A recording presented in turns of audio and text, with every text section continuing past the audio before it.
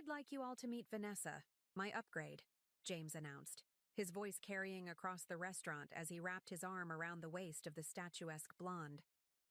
She understands ambition in a way that some people never will. His eyes fixed on me with a mixture of spite and triumph, champagne glass raised in a mockery of a toast on what should have been our 10th anniversary dinner. The shock of his words hung in the air like shattered glass. 10 years of marriage. And this was how it ended. In an upscale restaurant, surrounded by colleagues he'd insisted join our celebration, with his new girlfriend beaming beside him as if she'd won a prize. Before we jump back in, tell us where you're tuning in from, and if this story touches you, make sure you're subscribed, because tomorrow I've saved something extra special for you. I sat paralyzed, the diamond bracelet I'd bought him, engraved with our wedding date, still wrapped in velvet inside my purse. There's a particular kind of silence that falls over a room when something unforgivable happens. The clinking of silverware stops. Conversations die mid-sentence. For 3 excruciating seconds, everyone at our table, his colleagues from the prestigious Westbrook capital firm where he'd just been hired, froze, uncertain how to respond to such a flagrant display of cruelty. Vanessa broke the silence with a practiced laugh. "James told me so much about you," she said, her voice dripping with artificial sweetness. "It's brave how you've been supporting his career all these years." Her fingers, adorned with a ring that looked suspiciously similar to one I'd pointed out in a jewelry store last month, traced patterns on his shoulder. Some women just weren't meant for the executive lifestyle. I felt the weight of every eye at the table, the pity, the discomfort, the secondhand embarrassment. And beneath it all, a silent question. What would I do now? James had calculated everything perfectly. The public setting, the audience of his, new colleagues, the timing. He knew I wouldn't make a scene. I never did. For 10 years, I'd been the supportive wife who stood in the background, who dimmed her own light so his could shine brighter. The wife who had concealed her own ambitions to protect his fragile ego. "Rebecca," he prompted when I remained silent, irritation flashing across his face. "Aren't you going to welcome Vanessa to the family?" Something inside me shifted then, a tectonic plate moving after years of pressure. The restaurant with its ambient lighting and expensive artwork blurred around the edges of my vision as I found myself at a crossroads, collapse inward or stand my ground. I reached for my water glass, buying time as I considered my options. The cool condensation against my fingers anchored me to the moment. James expected tears. He expected pleading.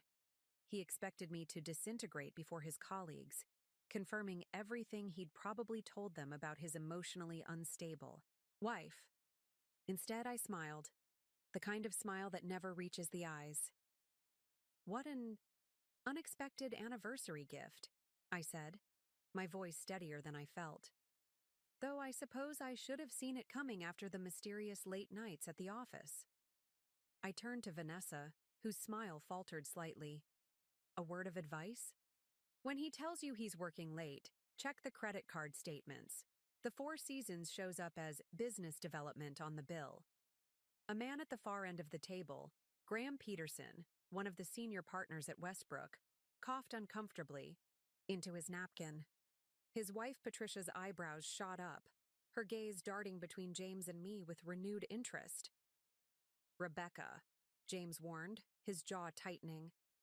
"You're embarrassing yourself." "Am I?" I asked, taking a deliberate sip of water.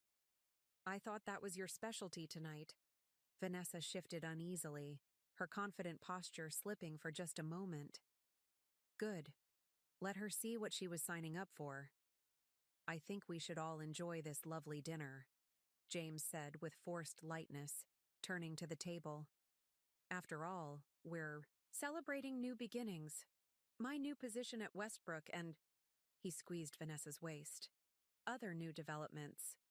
The conversation around the table resumed awkwardly, everyone too polite or too uncomfortable to acknowledge what had just happened.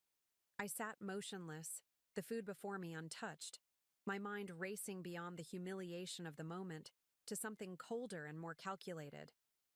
What James didn't know, what he had never bothered to ask during our decade-long marriage, was exactly what I did during those long hours when I was supposedly supporting his career from home. He had assumed I was merely keeping his house, managing his social calendar, being his perfect corporate wife. The truth was far more interesting. I excused myself to the restroom, walking with deliberate steadiness through the restaurant. Only when the heavy door swung shut behind me did I allow my hands to shake. I gripped the marble countertop, staring at my reflection in the mirror. The woman looking back at me seemed like a stranger. Perfectly styled hair, carefully applied makeup, designer dress that James had once complimented as appropriately elegant. All the external trappings of the role I'd been playing. Are you all right? A woman emerged from one of the stalls. Patricia Peterson, the senior partner's wife. Her eyes held genuine concern rather than pity. Perfect, I said, reaching for a paper towel with trembling fingers. Nothing like being publicly discarded on your anniversary to build character. Patricia's mouth tightened. James has always been ambitious. But this... She shook her head. Bringing her to a dinner with firm partners? It's not just cruel to you, it's unprofessional. I laughed without humor. James has always excelled at combining cruelty with career advancement. 2 birds, 1 stone. Rebecca. Patricia hesitated, lowering her voice. Graham speaks very highly of your investment acumen. He mentioned you've consulted on a few matters for him privately. If you ever wanted to turn that into something more formal, the irony of the moment wasn't lost on me. Here was Patricia Peterson, offering me a professional lifeline minutes after my husband had humiliated me in front of her husband. What she didn't know, what almost no one knew, was how unnecessary her offer was. Thank you, Patricia. That's very kind. I reapplied my lipstick with steady hands, a small act of armor. But I think I'll be just fine. She nodded, seeming to understand that further conversation wasn't welcome. As the door closed behind her, I allowed myself 30 seconds, counting each one silently, to feel the full force of what had just happened. The betrayal, the humiliation, the calculated cruelty of James's timing and method. Then, I straightened my shoulders and made a decision. James had orchestrated tonight as the end of our story, his triumphant exit from a marriage that no longer served his ambitions, with an audience to witness my humiliation. But he had miscalculated. This wasn't the end. It was merely the beginning of something he couldn't possibly anticipate. I took out my phone and made a brief call. Michael, it's Rebecca. Remember that contingency plan we discussed? It's time. I paused, listening to his response. Yes, everything. And Michael? I want to be in the office tomorrow morning. It's time everyone met the actual CEO. When I returned to the table, the conversation had shifted to James's new position at Westbrook Capital. He was explaining, with practiced modesty, how they had pursued him aggressively for the Director of Acquisitions role. They practically created the position for me, he boasted, seemingly having forgotten or dismissed the earlier tension. Said they needed someone with my particular expertise to handle their most sensitive acquisitions. How fascinating, I commented, sliding back into my seat. And this position reports directly to the CEO? James looked briefly irritated at the interruption. Through the COO, but yes, ultimately to Westbrook's CEO. And have you met this mysterious CEO yet? I asked, taking a sip of my wine. I understand they're quite particular about new executive hires. Graham Peterson looked at me sharply, his expression unreadable. Not yet, James replied dismissively. Apparently they're traveling. I'll meet them next week at the quarterly leadership retreat. He turned back to the table. As I was saying, they've given me considerable latitude with the upcoming Davidson merger. I sat quietly for the remainder of the dinner, observing James in his element, commanding attention, dropping hints about exclusive deals, positioning himself as indispensable to his new firm. Preparing and narrating this story took us a lot of time, so if you are enjoying it, subscribe to our channel. It means a lot to us. Now back to the story. Vanessa hung on his every word, playing her role perfectly. The adoring, impressed girlfriend, occasionally shooting triumphant glances in my direction. Little did either of them know that in exactly 9 days, at the Westbrook Capital Leadership Retreat in the Adirondacks, James would be meeting his new CEO, the majority owner who operated behind a wall of holding companies and investment trusts. The woman whose financial acumen had built Westbrook from a mid-sized firm into one of the most respected boutique investment companies on the East Coast. The woman who had specifically approved his hiring, curious to see if the man she had married had grown into someone deserving of the position. The woman he had just publicly discarded as his upgrade sat glittering on his arm. As the evening mercifully drew to a close, James didn't even bother to see if I had a way home. He and Vanessa departed first, his hand possessively on the small of her back as they weaved between tables toward the exit. I watched them go, already, mentally calculating the steps that would unfold over the coming days. "Do you need a ride home, Rebecca?" Graham Peterson asked quietly once they'd gone. His eyes held something more than sympathy, respect, and perhaps a hint of anticipation. "No, thank you, Graham," I replied, gathering my purse. "I have a car waiting, but I appreciate the offer." I paused, then added casually, "I look forward to seeing everyone at the leadership retreat next week." His eyebrows rose slightly before his professional mask returned. "Of course. It should be illuminating." As I walked out of the restaurant into the cool evening air, I felt strangely calm. The humiliation of the evening was already transforming into something else, a clarifying force, burning away the last of my hesitation. For years, I had kept my professional life separate from my marriage, building something of my own while maintaining the facade James needed. The supportive, admiring wife who posed no threat to his ego. That facade had served its purpose, and now it was time to let it fall away completely. James had orchestrated tonight as his grand exit, his declaration of independence from a wife who no longer fit his image of success. What he didn't realize was that he had also freed me from any obligation to protect him, from others, or from himself. My car arrived at the curb, the driver holding the door with professional courtesy. As I settled into the back seat, I opened my calendar app and sent a brief message to my executive team. Meeting tomorrow, 8 a.m. Subject, Westbrook Capital Restructuring, particular focus on the Director of Acquisitions position. For the first time in years, I felt the stirring of something I had almost forgotten. Anticipation, edged with a certain satisfaction. James had always been so concerned with optics, with appearances, with how things looked to others. In 9 days, he would learn just how appearances could deceive. The game he thought he had won was only just beginning. The luxury townhouse I returned to that night felt cavernous in its silence. For 10 years, this carefully curated space had been the backdrop for our marriage. The dinner parties for James's clients, the holiday gatherings, the carefully orchestrated moments that supported the narrative of our perfect life together. Now, walking through the foyer with its gleaming marble floors and tasteful artwork, I saw it differently, as the elaborate set of a play that had finally concluded its run. I slipped off my heels and padded to the kitchen, bypassing the living room where framed photos still displayed our smiling faces from happier times. Our wedding in the Hamptons, a vacation in Santorini, the charity gala where we'd first met. Each image carefully selected to tell the story James wanted to project. Successful man, beautiful wife, enviable life. The kitchen, at least, felt more like mine. James rarely entered this space except to grab coffee on his way out the door.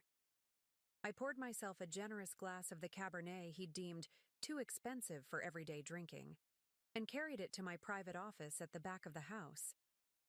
This room, with its sleek desk, dual monitors, and wall of business and finance books, was my sanctuary. James had patronizingly called it my little home office when I'd insisted on having it built 5 years ago. He assumed I used it for household management and perhaps the occasional charity committee work. He had never bothered to ask why I needed enterprise-grade security on my computer system or why I often took calls behind its closed door. I settled into my chair and unlocked the hidden compartment in my desk drawer, removing a slim folder containing documents I'd hoped never to use. Divorce contingency plans prepared by my private attorney 3 years ago when James's late nights at the office had first begun. I had suspected then, but chosen to look the other way. Not out of love, that had begun fading years earlier, but out of strategic patience. The night we met flashed through my mind. The Metropolitan Museum Charity Gala, 8 months after I'd quietly founded Keystone Investments with money from my family's trust and 2 silent partners. I was 26, still establishing myself in the financial world under my professional name, my mother's maiden name, Mitchell, while maintaining a separate social identity. James had been charming that night, attentive in a way few men had been once they learned of my financial background. Most were either intimidated or saw me as a prize to be acquired. James, a rising star at his firm, had seemed different, genuinely interested in my thoughts, amusing me with insider stories about Wall Street's absurdities. When he'd asked what I did, I'd given him the simplified version I used at social functions: family business consulting. It wasn't exactly a lie. My family had been in finance for generations, though my father had nearly destroyed that legacy. With a series of disastrous investments before his death, rebuilding from what remained of our family's assets had been my singular focus since graduating from Wharton at 22. James had pursued me relentlessly, and I'd allowed myself to be caught. The marriage made sense at the time. A partner who understood the demands of the financial world but didn't directly compete in my space. Someone who could manage the social aspects of business connections while I built something substantial. Behind the scenes, I'd never intended to keep Keystone a secret from him permanently. In those early days, I had imagined eventually bringing him into my confidence, perhaps even into the business once it was established enough to withstand his ego. But something had shifted during our first year of marriage. "You don't need to work, Becca," he'd said when I mentioned possibly taking a part-time consulting position. "Focus on building our home, our social connections. That's more valuable than whatever entry-level position you'd get." I'd recognized it then, the first glimpse of his need to be the provider, the achiever, the center of our universe. So I'd smiled and agreed, all while continuing to build Keystone through early morning calls, encrypted emails, and charity lunch meetings with business associates. As my company grew, acquiring other investment firms including Westbrook Capital, 3 years ago, so did James's resentment toward what he perceived as my contentment with being just a wife. The more successful he became, the more he seemed to need me to be less ambitious, less independent, less myself. "You've become boring, Rebecca," he'd told me 6 months ago after a dinner party. "All you talk about is household renovations and that book club of yours. My colleagues' wives at least have interesting careers." The irony had been almost painful. That same day, I'd closed a $200 million acquisition that made headlines in the financial press, under the name Elizabeth Mitchell, of course. The fictional book club had been my cover for the board meeting. I took another sip of wine, the full weight of his betrayal settling over me. Not just the affair, I'd suspected that for months, but the calculated humiliation of tonight. He hadn't just wanted to leave me. He'd wanted to destroy me publicly, to position himself as the ambitious success story moving on from his holding him back wife. My phone buzzed with a text from Michael, my COO and one of the few people who knew both sides of my life, everything in motion for Monday. Security team briefed. Legal standing by. You okay? I typed back, never better. Prepare the Peterson file too. Graham Peterson, Westbrook's chairman, was one of my earliest supporters when I'd founded Keystone. He'd recognized my potential when many others saw only a young woman playing at business with her family's money. When I'd acquired Westbrook through a holding company, he'd agreed to stay on as the public face of leadership, protecting my privacy while I operated as the unseen CEO. Only a handful of people knew that Elizabeth Mitchell and Rebecca Caldwell were the same person. The separation had been necessary in the beginning. A woman in her 20s trying to be taken seriously in the male-dominated world of high finance needed every advantage. The dual identity had eventually become a strategic asset, allowing me to move between worlds, hearing things that would never be said if people knew who I really was. James had benefited from this arrangement more than he knew. How many doors had opened for him because of connections I'd made? How many insights had he gleaned from casual comments I'd made based on information I shouldn't technically have had? He'd attributed his rapid career advancement to his own brilliance, never once questioning why certain opportunities seemed to fall into his lap at just the right moment, until 3 months ago, when he'd hit a ceiling at his firm. No further advancement forthcoming, no matter how many hours he put in. His frustration had turned to bitterness, then to wandering eyes, first professionally, then personally. When the opportunity at Westbrook had suddenly appeared, he'd seen it as validation of his exceptional talents. He had no idea I'd created the position specifically for him after hearing from mutual friends that his career had stalled. Not out of charity, but curiosity. I wanted to see his unfiltered professional capabilities without the advantages my connections had unknowingly provided. I hadn't anticipated Vanessa, but her appearance had simply accelerated a process already in motion. I closed the folder and returned it to its hiding place. The divorce would proceed, but not until after the leadership retreat. James deserved the full experience of understanding exactly what he had thrown away. Not just a wife, but a business partner whose influence far exceeded anything he had imagined.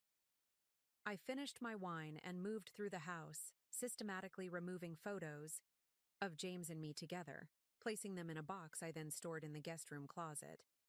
Not out of sentimentality, but evidence preservation, my attorney had been clear about documenting the history of our marriage. In our bedroom, his side of the closet already half empty, I noticed. I changed into silk pajamas and performed my nightly routine with mechanical precision. Tomorrow would require perfect focus and energy. Tonight's humiliation had been James's opening move in what he thought was his endgame. He had no idea we were playing entirely different games. As I slid between the sheets, my phone buzzed one final time with a message from Patricia Peterson. Graham told me everything after dinner. Your secret has been safe with us for years, and still is. But if there's anything you need this week, anything at all, we're here. What James did tonight was unforgivable. I smiled slightly at the unexpected alliance. Patricia had always been perceptive. Thank you. Just be sure to capture his face at the retreat when the truth comes out. Consider it an anniversary gift to replace the one I didn't get tonight.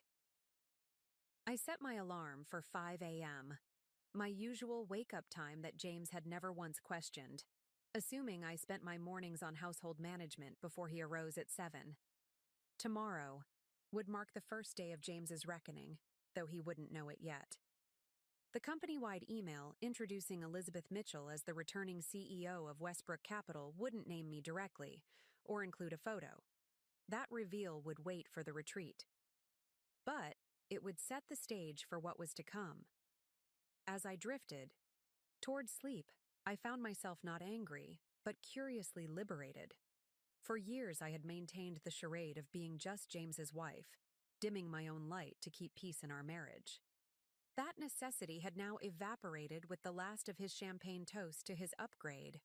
On Monday, I would step fully into the power I had built over the past decade. And in 9 days, James would discover exactly who he had discarded so carelessly. sometimes. An ending is just the beginning you never saw coming. Dawn arrived with the particular clarity that follows a night of life-altering decisions. I woke before my alarm, the pale light of early morning filtering through the curtains I'd selected years ago to complement James's preference for sleeping late on weekends. Today, their subtle pattern seemed like just another small compromise in a marriage built on them. I moved through my morning routine with practiced efficiency, shower, hair, makeup applied with the precision of armor. Today I selected a charcoal Armani suit I'd never worn at home, part of my Elizabeth Mitchell wardrobe that hung in a separate closet in my office downtown. The sharp tailoring and subtle power it conveyed belonged to the CEO persona I'd maintained separate from my marriage for a decade. Standing before the full-length mirror, I barely recognized the reflection staring back at me. Not because of the suit. I wore similar attire daily at my actual office, but because of the expression on my face. Gone was the careful mask of supportive wife, the pleasant half-smile I'd perfected for James's business functions. In its place was something harder, clearer, the face of a woman who had finally stopped pretending. "Who are you?" I whispered to my reflection, genuinely curious. For so long I'd compartmentalized my life, Rebecca Caldwell at home, Elizabeth Mitchell in the boardroom, that I'd sometimes lost track of where the performance ended and my authentic self began. Last night's humiliation had torn down that dividing wall. The careful separation I'd maintained between my personal and professional lives had served its purpose, but James had shattered that arrangement with his public cruelty. Now, the woman in the mirror was neither purely Rebecca nor Elizabeth, but something new emerging from both, integrated, undivided, and dangerously clear-eyed. I made coffee in the kitchen, noticing James hadn't returned home last night. His toothbrush was gone from our bathroom, as were several suits from his closet. The swift execution of his exit plan suggested he'd been preparing for this moment for some time, perhaps as long as I'd been preparing for mine. The quiet of the kitchen was interrupted by a text message alert. Vanessa's perfectly made-up face appeared on my phone screen, a social media notification. She'd posted a photo of herself and James from last night, his arm around her waist, champagne glasses raised in a toast. The caption read, "New beginnings with this incredible man. Some people climb the ladder, others are the ladder. So blessed to be with someone who knows the difference. Bond power couple. Moving up." I stared at the image, noting the calculated angle that showcased her diamond bracelet, identical to the one I'd almost given James last night. The irony wasn't lost on me. She was already playing the role of ambitious, man-supportive partner, positioning herself as both trophy and asset to his career, a role I had played myself, though with a dramatically different endgame in mind. The photo ignited something deeper than anger, a profound weariness with the entire charade. How exhausting it had been, maintaining the fiction of the devoted corporate wife while building something significant in the shadows. How many dinner parties had I hosted? How many conversations had I carefully modulated? How many of my own accomplishments had I downplayed to protect James's fragile ego? I closed the social media app and opened my secure email instead. 3. Messages from my executive team awaited response, along with a confidential brief on James's professional history compiled by our HR department when he'd applied for the director position. I had reviewed it before approving his hire, of course, but now I studied it with fresh eyes, seeing the careful embellishments, the strategic omissions, the polished narrative of success that didn't quite align with his actual accomplishments. James was good at what he did. I wouldn't have created a position for him otherwise, but not nearly as exceptional as he believed himself to be. His true talent lay in self-promotion, in creating the impression of indispensability while carefully managing upward. It had worked throughout his career, and he'd assumed it would work at Westbrook as well. What he couldn't have known was that I had been watching his playbook for years, recognizing each move for exactly what it was. The careful cultivation of allies just senior enough to be useful. The strategic undermining of potential rivals through seemingly casual comments. The taking of credit for collaborative successes while distancing himself from failures. I had never called him out on these tactics, partly because they weren't directed at me, and partly because observing them had made me a better executive. James had been my unwitting masterclass in corporate politics, teaching me to recognize manipulation in my own organization and guard against it. Now, sipping coffee in the kitchen that had been the setting for so many performances of domestic harmony, I allowed myself to fully acknowledge what I had known subconsciously for years. Our marriage had been a transaction from the beginning. James had wanted a wife who enhanced his professional image, attractive, socially adept, from a good family. I had wanted the cover of convention, a socially acceptable explanation for my frequent absences and early mornings as I built my company. For years, it had been a mutually beneficial arrangement. Only when James began to see me as a limitation rather than an asset had the balance shifted. His growing resentment of what he perceived as my lack of ambition, the very fiction I had maintained to protect his ego, had been the first sign that our unspoken contract was fraying. Last night had been his notice of termination, delivered with calculated cruelty meant to establish his dominance in our new dynamic. He expected me to retreat, wounded and diminished, perhaps begging for reconciliation or at least a dignified divorce settlement. The public humiliation had been designed to establish the narrative from the beginning. Ambitious man moves on from holding him back wife to upgrade to trophy girlfriend who understands his drive. I set down my coffee cup and moved to the window, watching the early morning light illuminate the carefully tended garden behind our home. The property had been purchased with my money, though James believed we'd secured the favorable mortgage through his banking connections. The garden had been designed by a landscape architect he'd insisted we needed to impress his managing director during a summer barbecue 3 years ago. How many aspects of our life together had been constructed as backdrop for his ambitions?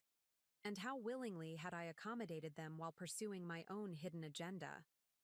The realization brought no satisfaction, only a clarifying sadness. We had used each other, certainly, but I had never sought to harm him. Even now, preparing to reveal myself as his ultimate boss, my intention wasn't revenge but simply the removal of a mask that no longer served any purpose. My phone rang, Michael calling for our morning briefing before the executive team meeting. "Good morning, Elizabeth," he said, using my professional name. "Are you coming into the office today?" "Yes," I replied, making a final decision. "It's time to consolidate operations. Have security clear out the downtown apartment this afternoon. I'll be working from home going forward." The downtown apartment, maintained under the name Elizabeth Mitchell, had been my refuge for years, the place where I transformed from Rebecca Caldwell, corporate wife, into Elizabeth Mitchell, CEO. Its necessity had ended last night. "Understood," Michael replied, his tone professional but concerned. "And James, how are you handling that situation?" I considered the question, weighing my personal hurt against my professional responsibilities. "Exactly according to corporate policy," I said finally. "He'll be evaluated on his performance alone, starting today. No special treatment, positive or negative." "And the leadership retreat next week?" "Proceeds as planned. I'll reveal my identity at the beginning of the first session. Make sure Graham is prepared to manage the fallout." After ending the call, I gathered my things: laptop, portfolio, the small overnight bag I kept packed for unexpected business. Trips. As I prepared to leave the house, I paused at the entryway table where a silver-framed photo still stood. James and me on our wedding day, my smile radiant and genuine. I had believed then that our marriage could eventually bridge the divide between my personal and professional lives, that the man I had chosen would be strong enough to celebrate my success rather than feel diminished by it. I had been wrong. Placed the photo face down and walked out the door, locking it behind me. The woman who had left this house yesterday evening the perfect corporate wife with her anniversary gift and careful makeup, would not be returning. In her place stood someone new, someone who had finally stopped compartmentalizing her power. I slid into the driver's seat of my car, not the sensible luxury sedan James believed I drove, but the high-performance vehicle I actually preferred. I felt a sudden, unexpected sense of freedom. The weight of maintaining dual identities had been heavier than I'd realized. Now, as I navigated the early morning traffic toward Westbrook's headquarters, I felt lighter, sharper, more fully myself than I had in years. James had orchestrated last night as my ending. He had no idea it was actually his beginning, the start, of discovering exactly who he had been married to all these years and what she was capable of. I smiled slightly as I pulled into my reserved parking space, the one marked CEO that had always been kept empty during my frequent travels. Today, it would be filled.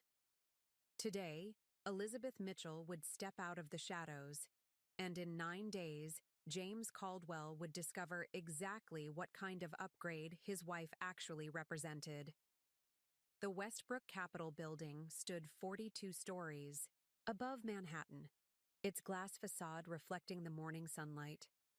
I'd purchased the property 4 years ago through one of my holding companies, another investment James had never questioned despite its prominence in the financial district.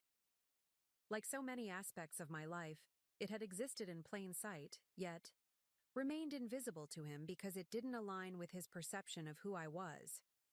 Security greeted me with respectful nods as I crossed the marble lobby. "Good morning, Ms. Mitchell." The private elevator, reserved for executive leadership, opened with a discreet chime, its operator smiling in recognition. "Welcome back, ma'am. The team is assembled in the boardroom." "Thank you, Davis. How's your daughter doing at Columbia?" He beamed with paternal pride. "Dean's List again. That scholarship program you established made all the difference." These small human connections, knowing my employees, their families, their aspirations, had always been a core aspect of my leadership philosophy. While James networked strategically, cultivating only relationships that offered clear advancement, I built genuine connections throughout every level of my organization. The loyalty this engendered couldn't be purchased or demanded, a lesson James had never learned. The executive floor was already humming with activity despite the early hour. My administrative director, Sophia, intercepted me before I reached the boardroom, her expression a mixture of concern and curiosity. "The company-wide email is drafted for your approval," she said, falling into step beside me. "And your office has been prepared. Will you be taking meetings as Elizabeth Mitchell or—" She hesitated, aware of my dual identity but unsure of my intentions going forward. "As myself," I replied.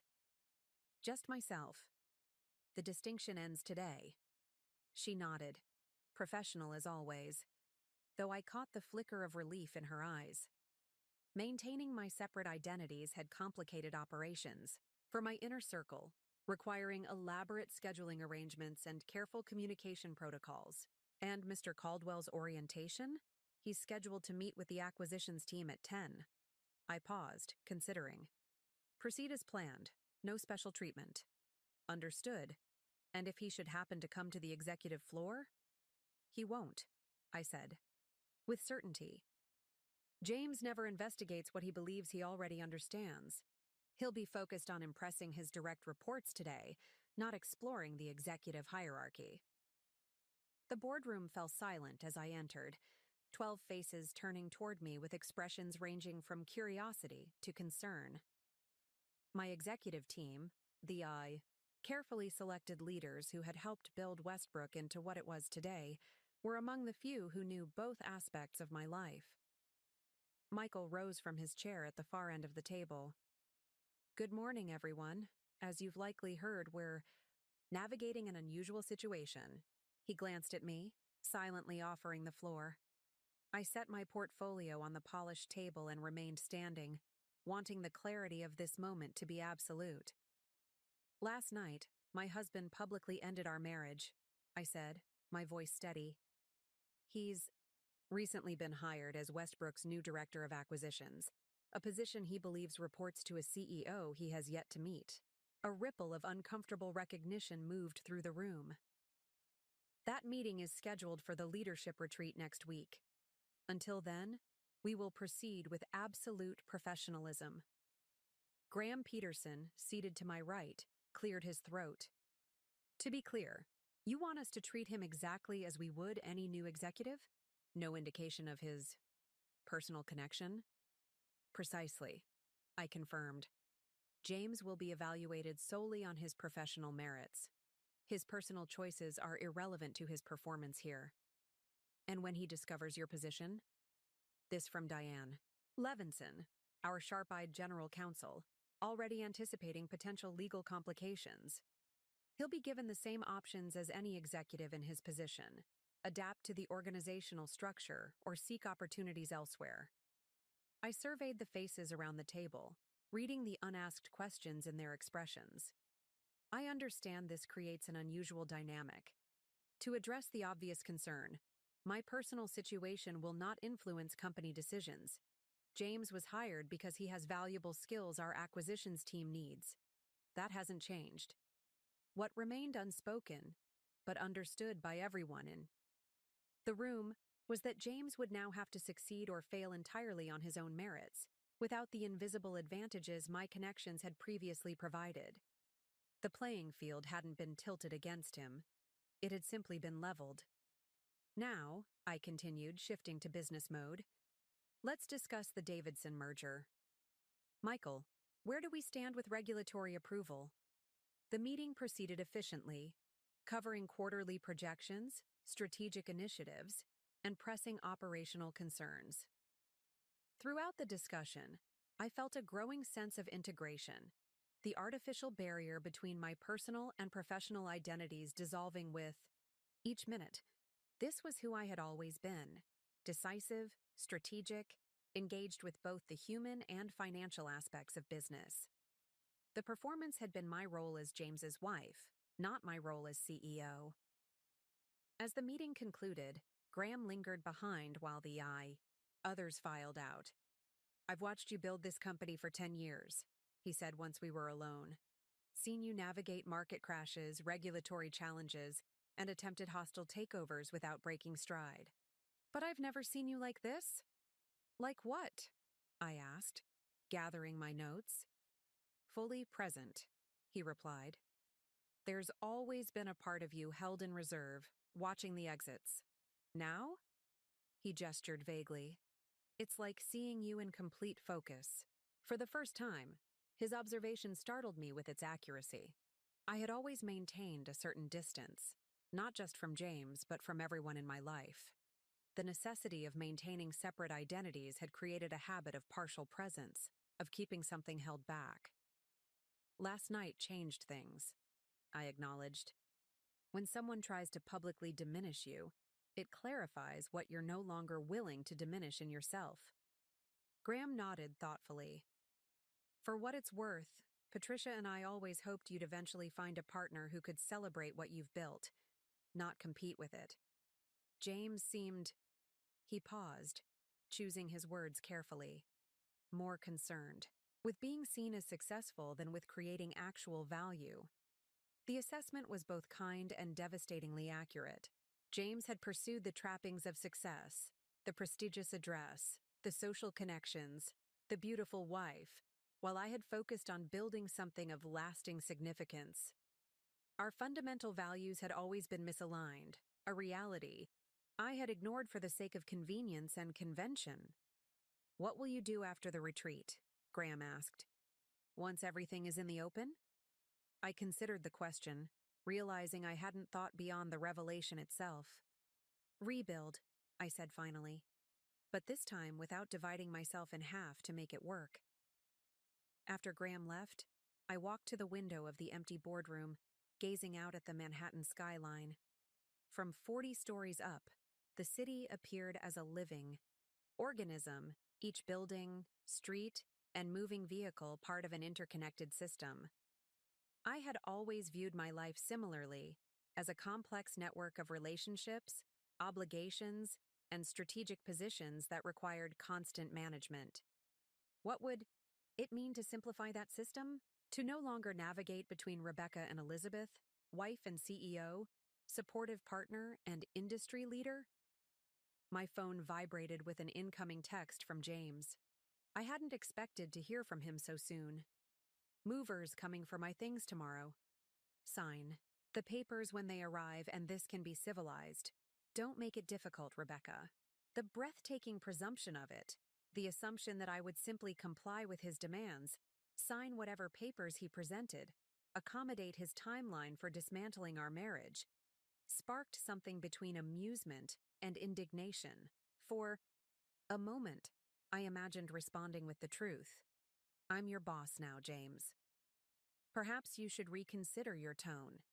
Instead, I simply wrote, no papers will be signed tomorrow. My attorney will be in touch regarding an equitable settlement. His response came seconds later. Don't play games. You're not equipped for them. I smiled at the irony, slipping the phone back into my pocket without replying. James had always underestimated me. It was the foundation upon which our entire relationship had been built. His certainty that I was not equipped for conflict had allowed me to build an empire while he watched me bake cookies for his office parties.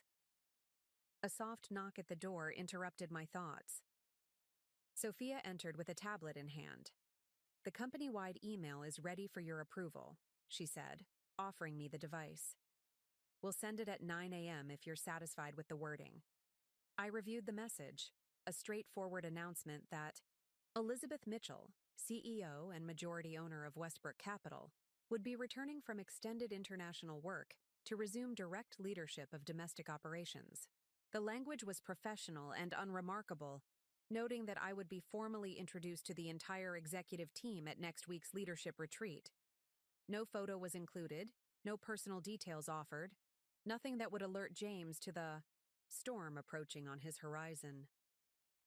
The ordinary corporate announcement contained not a hint of the extraordinary revelation it presaged. Send it, I said, handing back the tablet, and please have my office prepared for the meeting with the investment committee at 11. As Sophia left, I remained by the window, watching the city below. For 10 years, I had built something substantial, while maintaining the fiction that I was merely supporting someone else's ambitions. The compartmentalization had served its purpose, allowing me to move freely between worlds that might otherwise have been closed to me. But James's public rejection had severed that arrangement as surely as if he'd cut a tether. In attempting to diminish me, he had inadvertently freed me from the last constraints of our unspoken agreement. There was a certain poetry to it. His search for an upgrade had released me to finally integrate the fractured aspects of my own life. At precisely 9 a.m., the company-wide email would go out to every Westbrook employee, including the newly hired director of acquisitions. James would read it with the casual disinterest he afforded all corporate communications that didn't directly involve him. He might note the CEO's name without recognition, might even mentally prepare some strategy for impressing this Elizabeth Mitchell when they eventually met. What he couldn't possibly prepare for was the moment, 9 days from now, when he would walk into the leadership retreat and discover that the wife he had so publicly discarded and the boss he so desperately needed to impress were one and the same. I straightened my shoulders and turned from the window, ready to reclaim the boardroom not as someone's wife, but as exactly who I was, the woman who owned the company, the building, and as of last night, her complete self.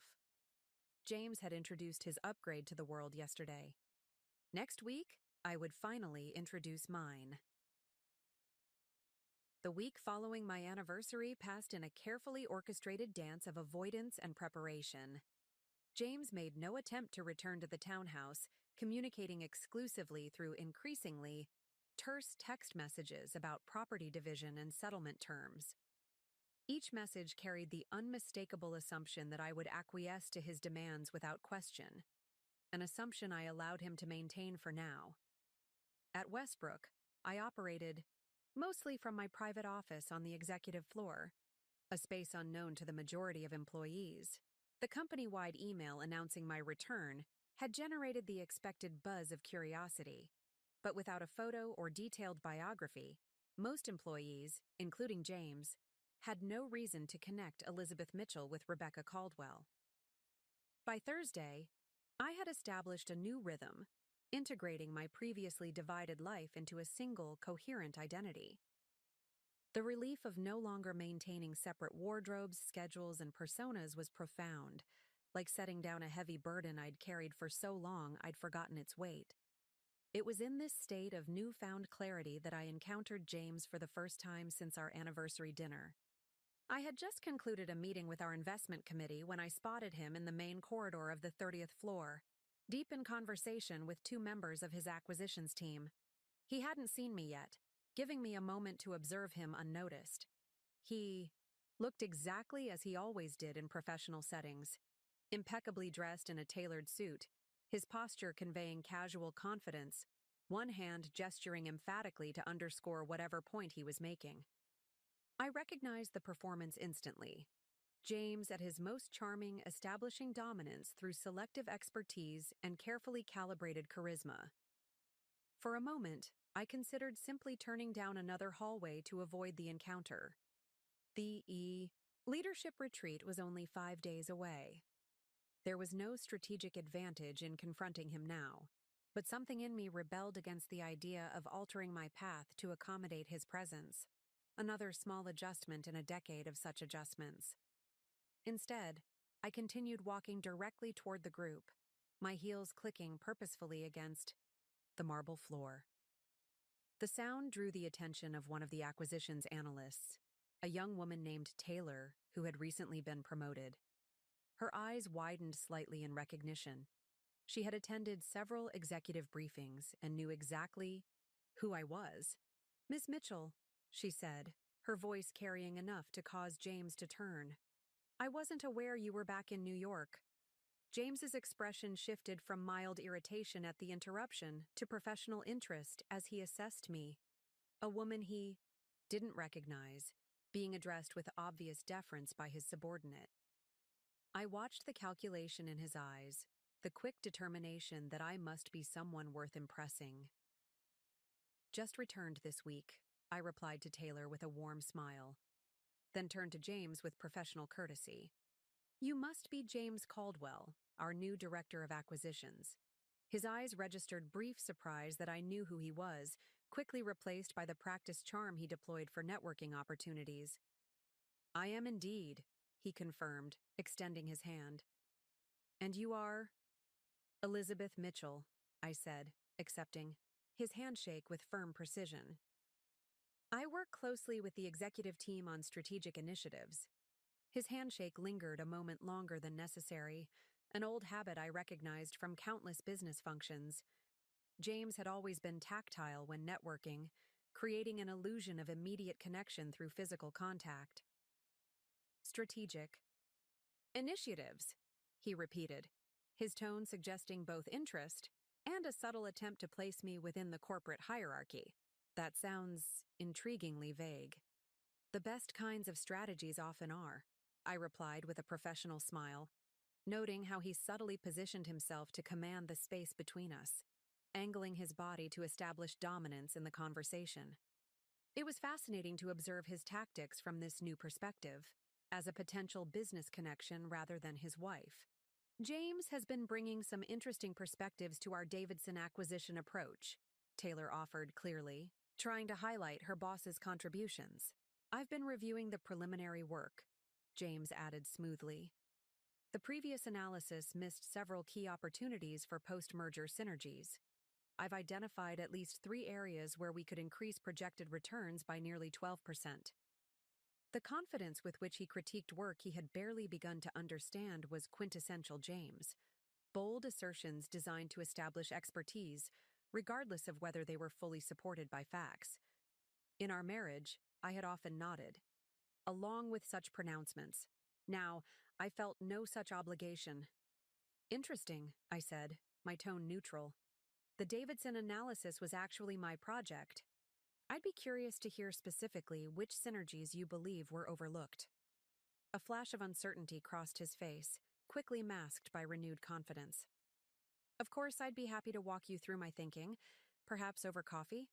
I'm still getting to know the key players here.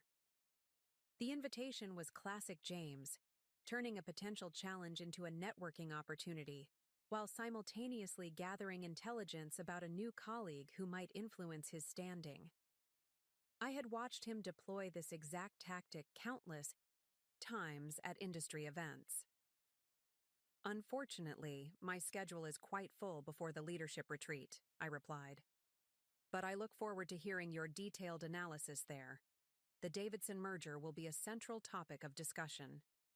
James's expression shifted subtly. Disappointment at the missed networking opportunity balanced against satisfaction at confirmation that he would be participating in the leadership retreat, a privilege typically reserved for senior executives. I've been looking forward to the retreat, he said, his voice lowered conspiratorially. I understand our mysterious CEO will finally make an appearance. Have you worked with Mitchell long? Any insights on what to expect? The audacity of it, asking me for insider information about myself, almost made me laugh.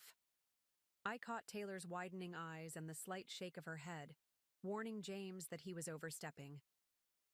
I think it's best if you form your own impressions, I said. But a word of advice?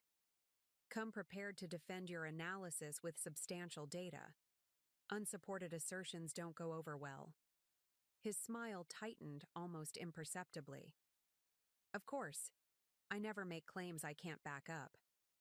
The boldness of this lie, spoken directly to someone who had witnessed 10 years of his exaggerations and self-promotion, was breathtaking.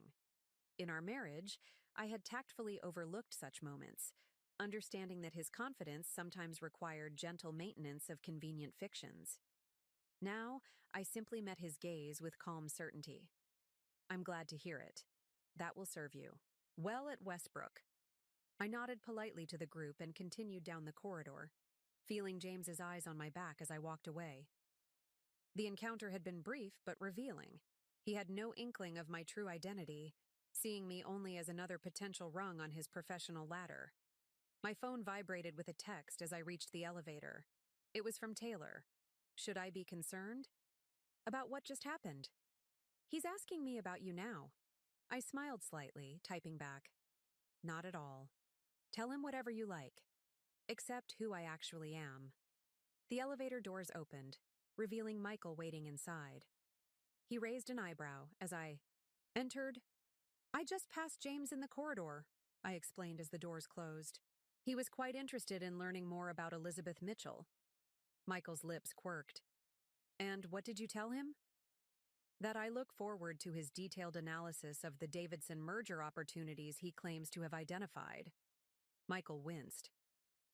That's the project you spent 6 months personally structuring. The very one, I confirmed. He believes he's found ways to improve returns by 12% after less than a week on the job. Bold, Michael commented, or foolhardy.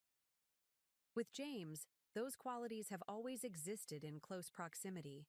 As we reached the executive floor, Michael hesitated before exiting. Are you sure this is the right approach? Letting him continue in ignorance until the retreat? I considered the question seriously. James thrives on preparation and control. He rehearses important meetings, crafts his image meticulously, plans his strategic responses. Taking away that advantage, having him face this revelation without the opportunity to construct a performance around it, is perhaps the only way to see his authentic professional capabilities. And personally, Michael asked quietly. I stepped out of the elevator, the weight of the question following me. Personally, this is the consequence of his choices. He wanted to publicly discard our marriage in favor of professional advancement, and a partner who understands ambition. He's getting exactly what he claimed to want.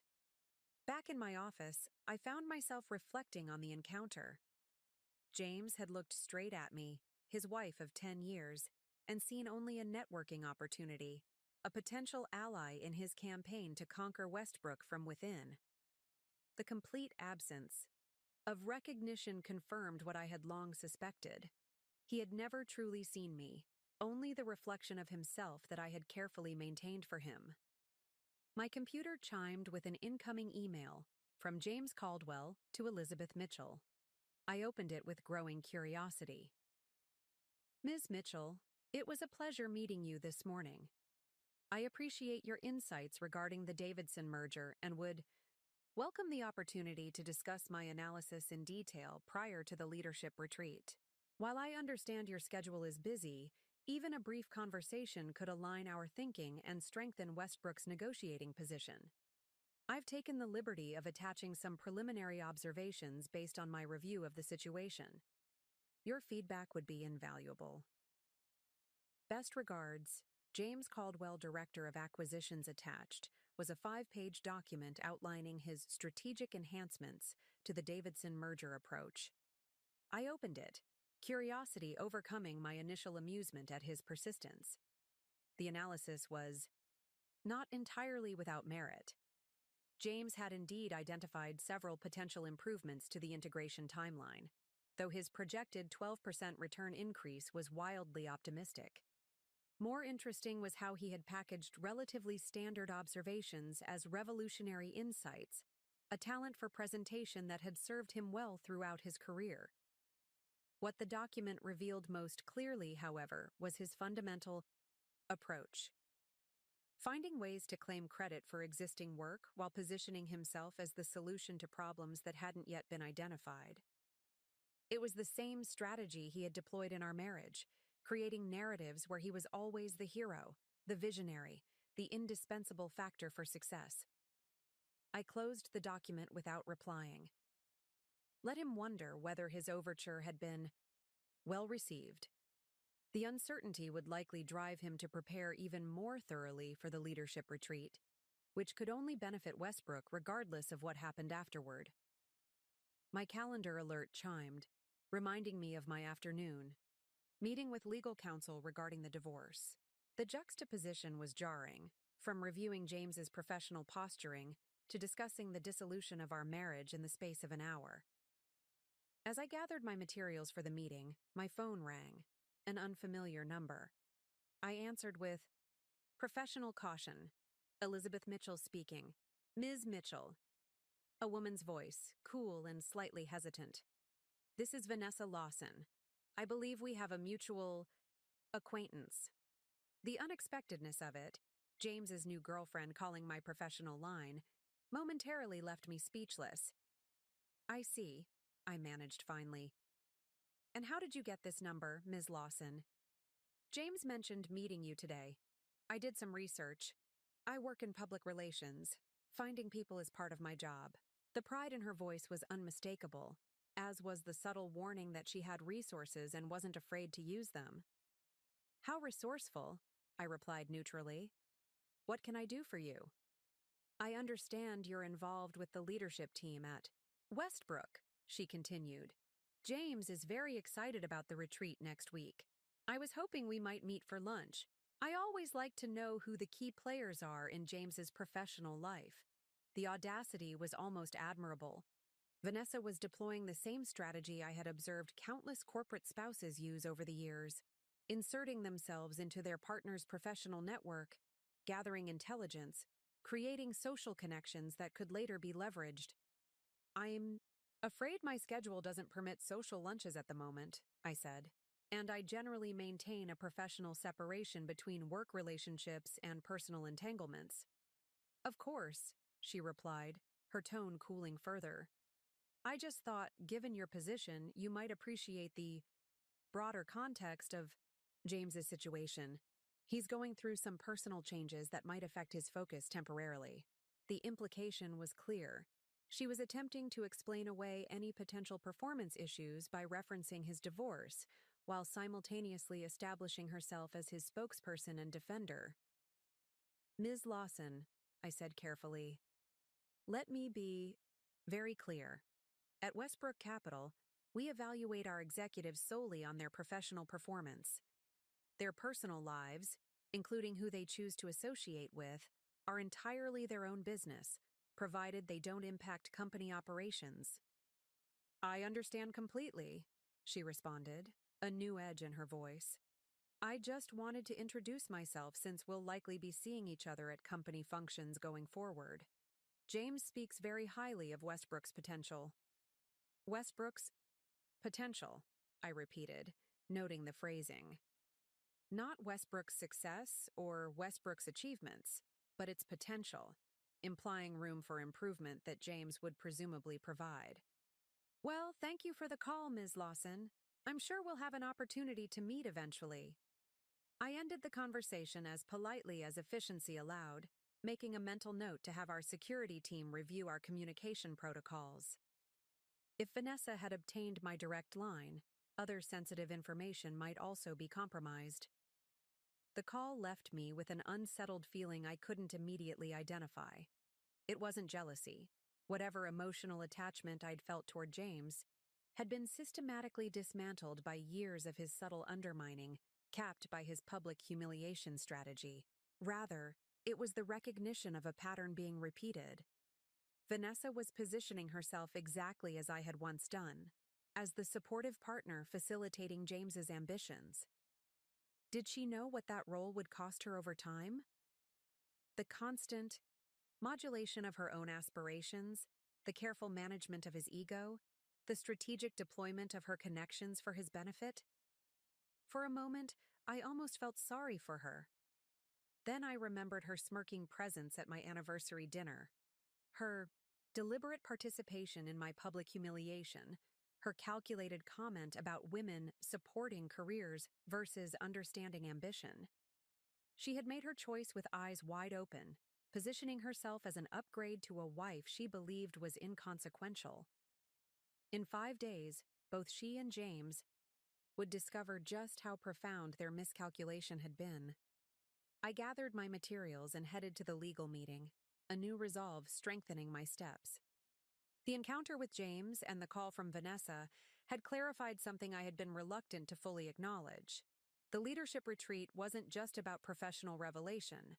It was about reclaiming narrative control from people who had attempted to define me without consent. James had cast me as the discarded wife, Vanessa as the outmoded predecessor. Neither had bothered to look beyond the role they had assigned me to see who I actually was. Their mistake wasn't in leaving me behind. It was in failing to recognize I had never been where they thought I was in the first place. The Westbrook Leadership Retreat had been a cornerstone of company culture since long before my acquisition of the firm. Held annually at a secluded lodge in the Adirondacks, it combined strategic planning with team-building exercises designed to strengthen relationships among the executive team. This year, the 3-day event carried additional significance as the formal introduction of Elizabeth Mitchell as the active CEO to those who hadn't yet worked directly with me. I arrived at the lodge a day early, using the time to review my presentation materials and confirm the weekend's arrangements with the event coordinator. The setting was deliberately intimate, a grand main lodge surrounded by private cabins, all nestled among towering pines at the edge of a pristine lake. The isolation fostered focus, eliminating the distractions of Manhattan and creating a space where professional relationships could develop outside the constraints of corporate hierarchy. Graham Peterson joined me for dinner at the main lodge, the two of us choosing a quiet table overlooking the water. At 63, Graham had been instrumental in shepherding Westbrook through its evolution from traditional investment firm to innovative financial leader.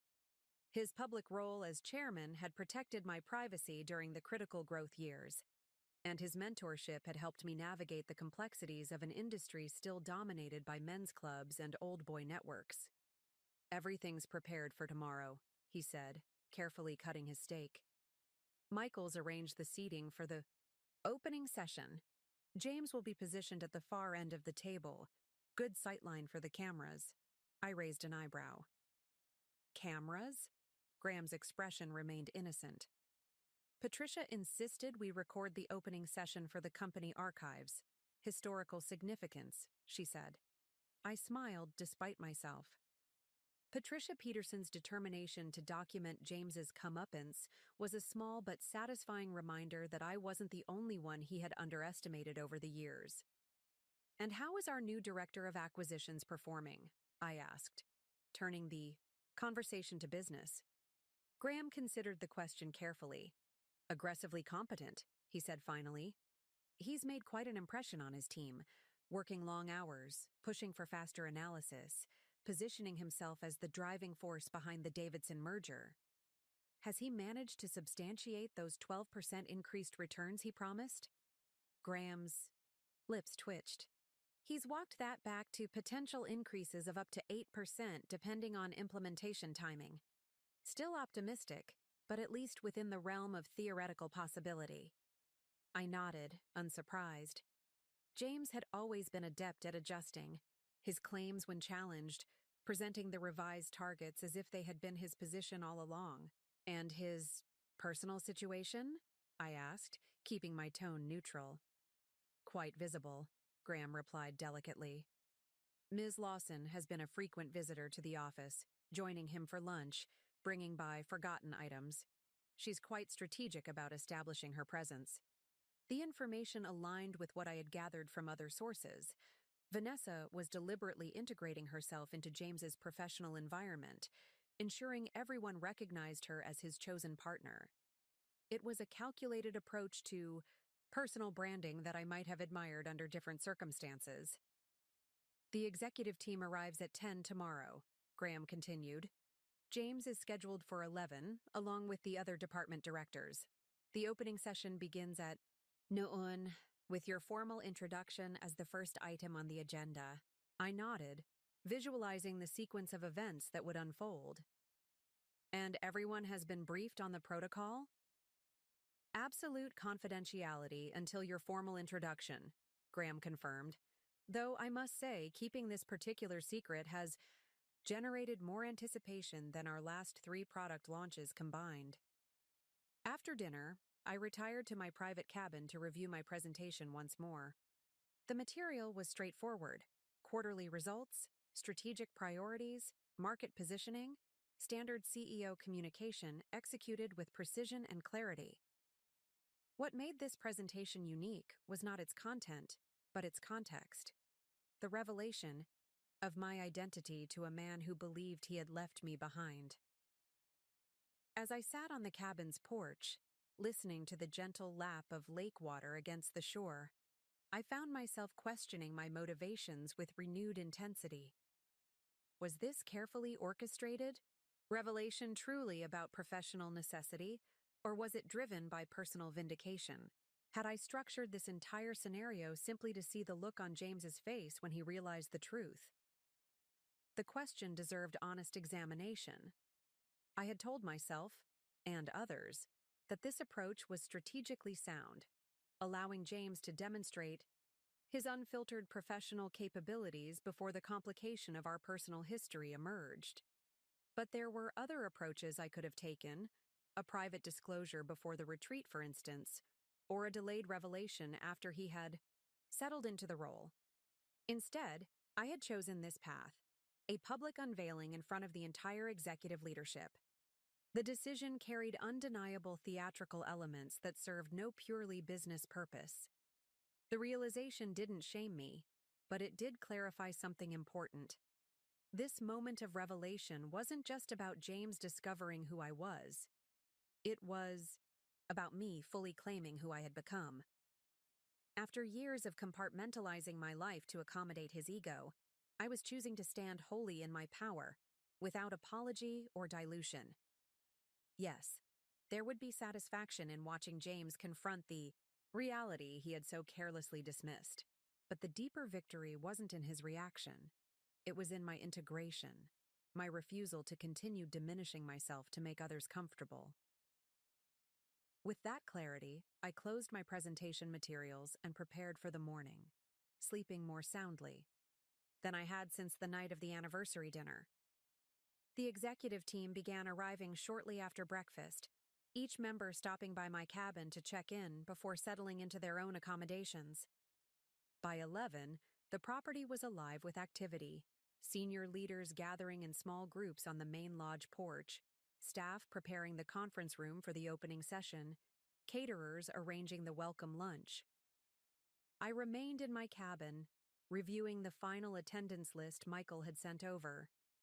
James's name appeared under Directors and Senior Management, his arrival confirmed for 11:05 a.m.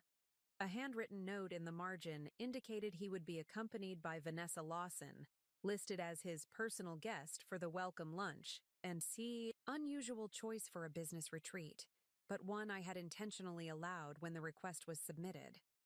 At precisely 11:45, I made my way to the conference center, choosing a path that avoided the main lodge where arrivals were gathering for pre-session networking.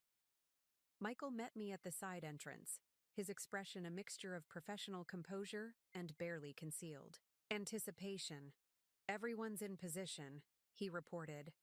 "James arrived with Ms. Lawson approximately 30 minutes ago.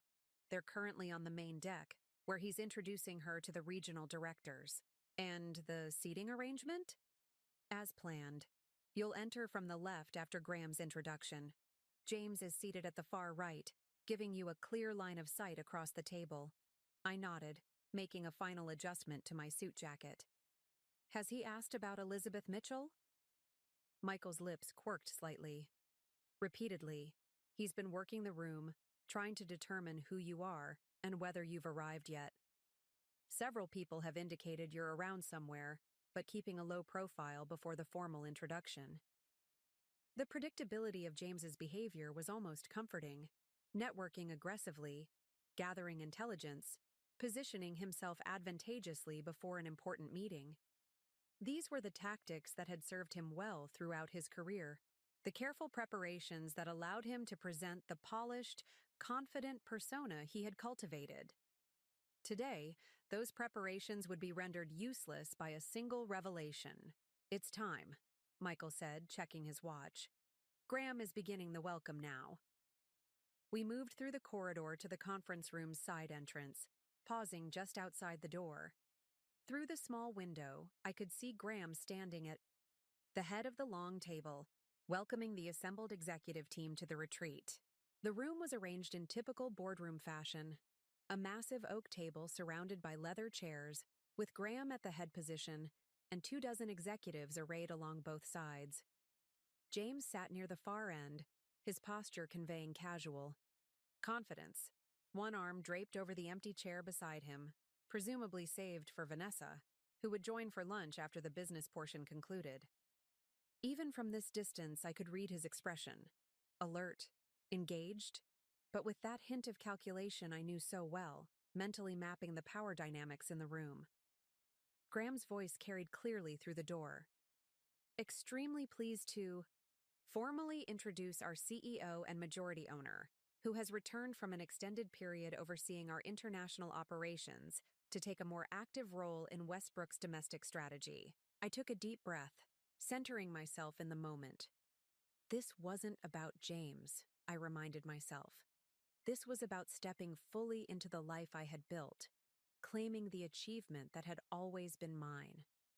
"Please join me in welcoming Elizabeth Mitchell," Graham concluded, turning toward the side door. Michael opened it, and I walked into the conference room with measured steps. The assembled executives, most of whom had worked with me for years, rose in a wave of practiced professional courtesy. I moved to the head of the table, accepting Graham's handshake and taking the position he vacated. My eyes found James immediately, watching as confusion gave way to disbelief on his face.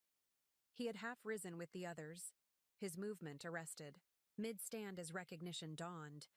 For 3 breathtaking seconds, his carefully constructed professional mask dissolved completely, revealing raw, unfiltered shock. "Thank you, Graham," I said, my voice calm and carrying easily across the silent room. "And thank you all for being here today. For those I haven't yet had the pleasure of working with directly, I'm Elizabeth Mitchell, CEO and principal owner of Westbrook Capital."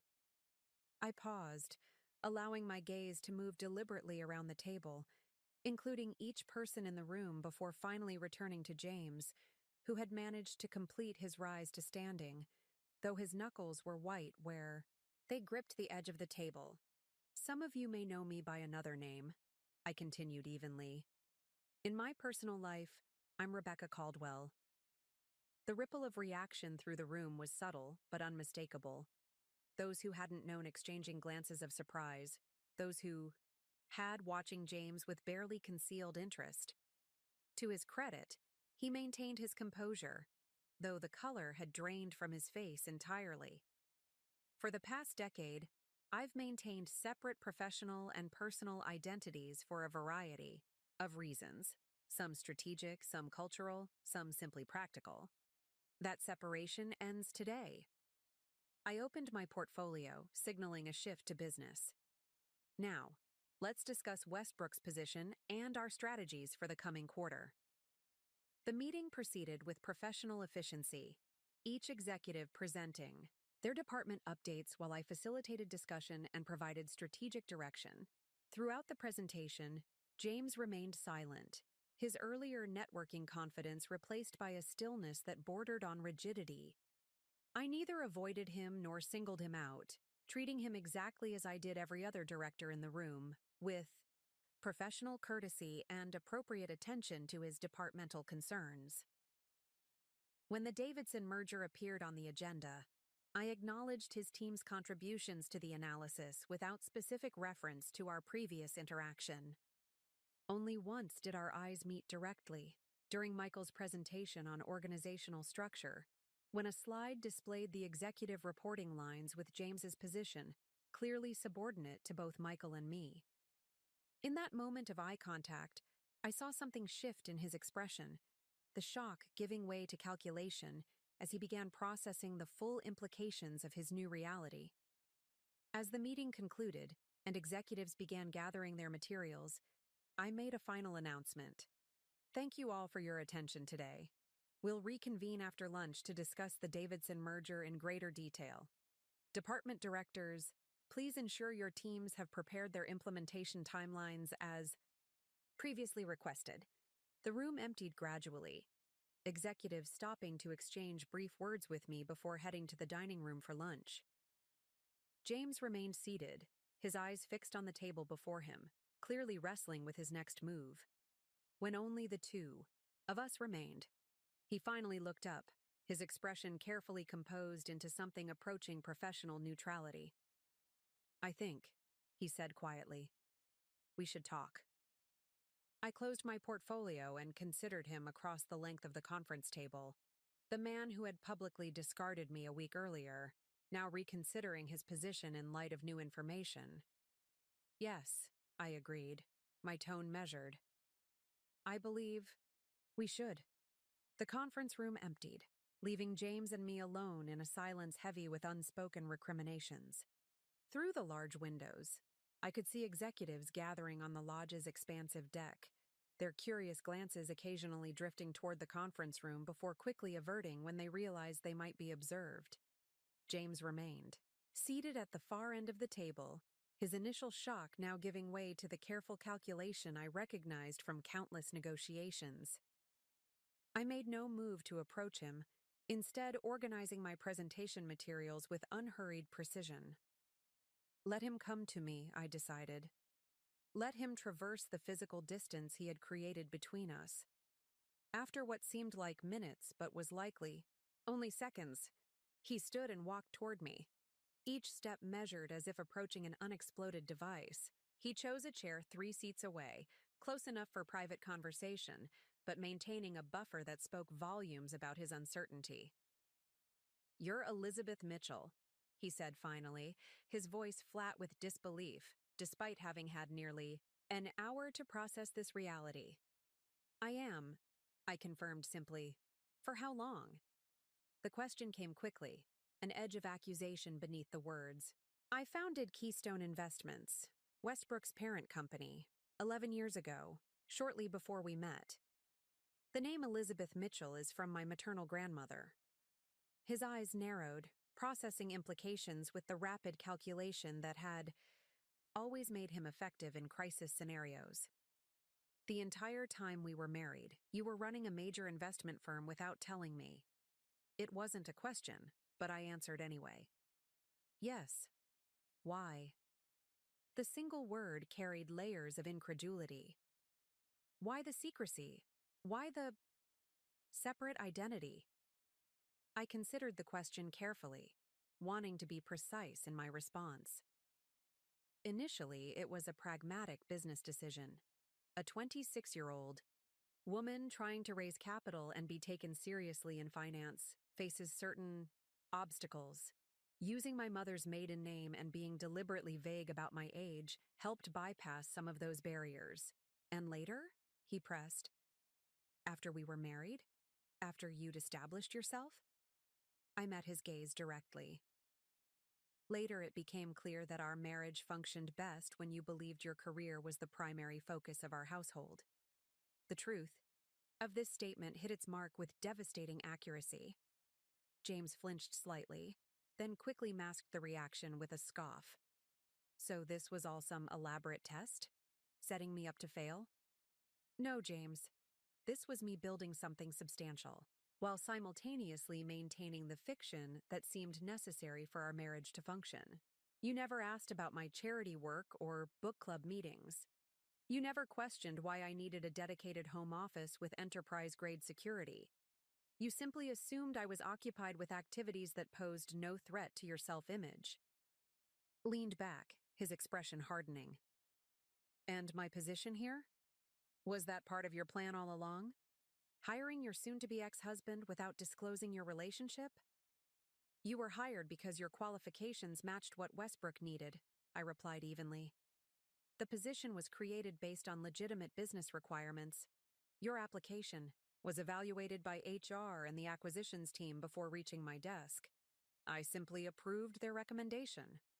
How generous of you, he said, sarcasm edging his tone. And were you planning to disclose your identity before or after the divorce was finalized? Today was always the plan. Leadership retreats have traditionally been when Westbrook executives meet the CEO. The timing of our personal situation accelerated nothing. James stood abruptly, pacing alongside the conference table. The controlled movement was familiar, his way of managing frustration when a negotiation wasn't proceeding as anticipated. I remained seated, watching his process unfold exactly as it always did. Initial disbelief, searching for leverage, recalculating his position. You've made me look like a fool, he said finally, turning to face me.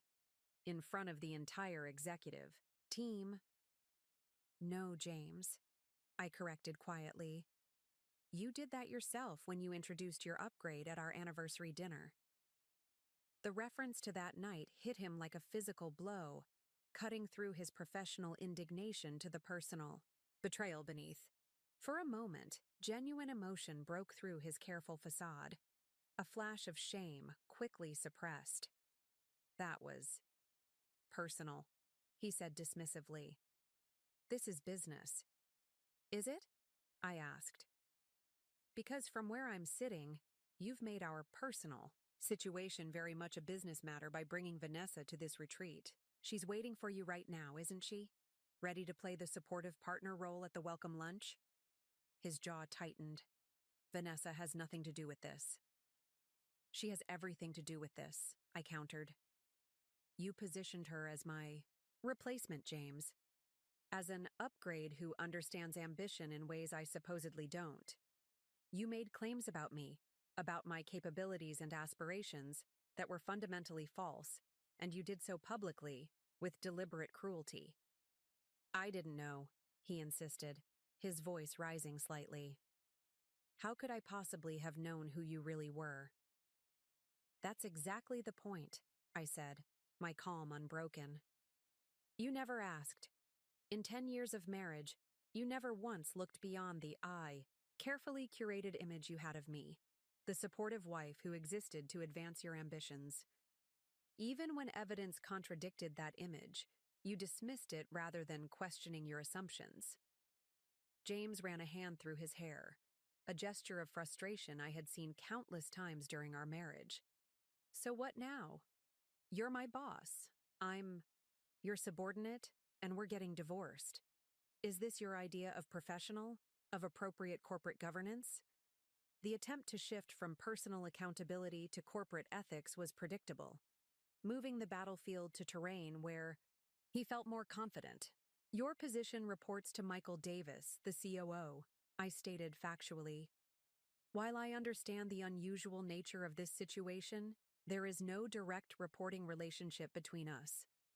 The board has been fully briefed on the circumstances and approved temporary governance adjustments to manage any potential conflicts.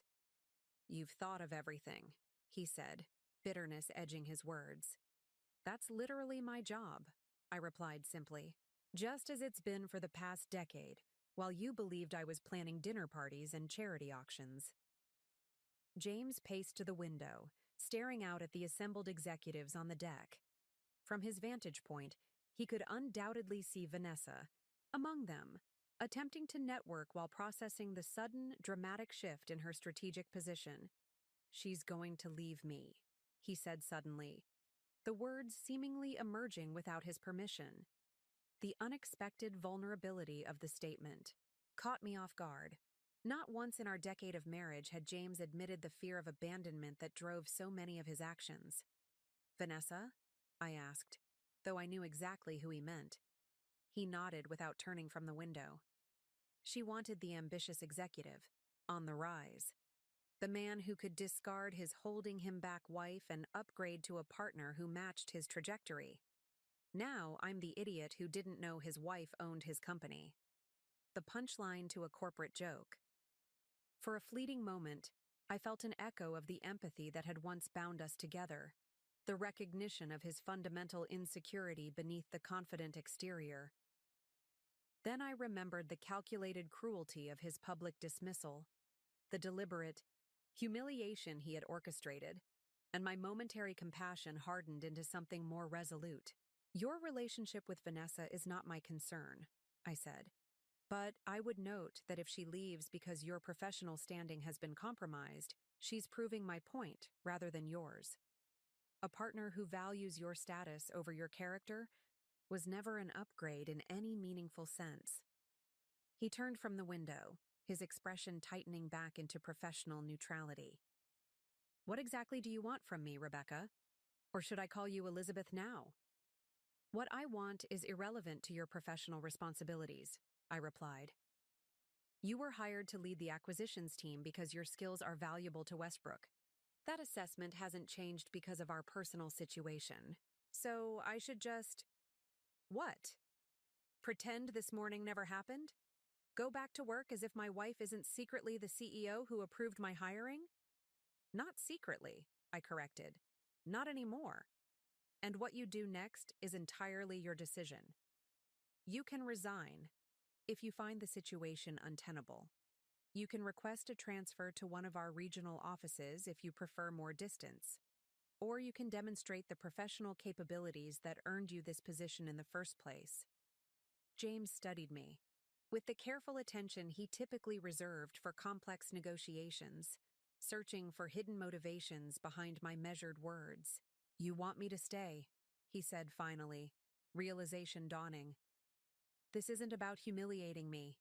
You actually want me to continue in this role. I allowed a small, precise smile. What I want is for Westbrook to retain valuable talent, regardless of personal complications. Your performance this week, while you believed you were impressing an unknown CEO, demonstrated genuine capabilities. Those capabilities remain useful to this organization.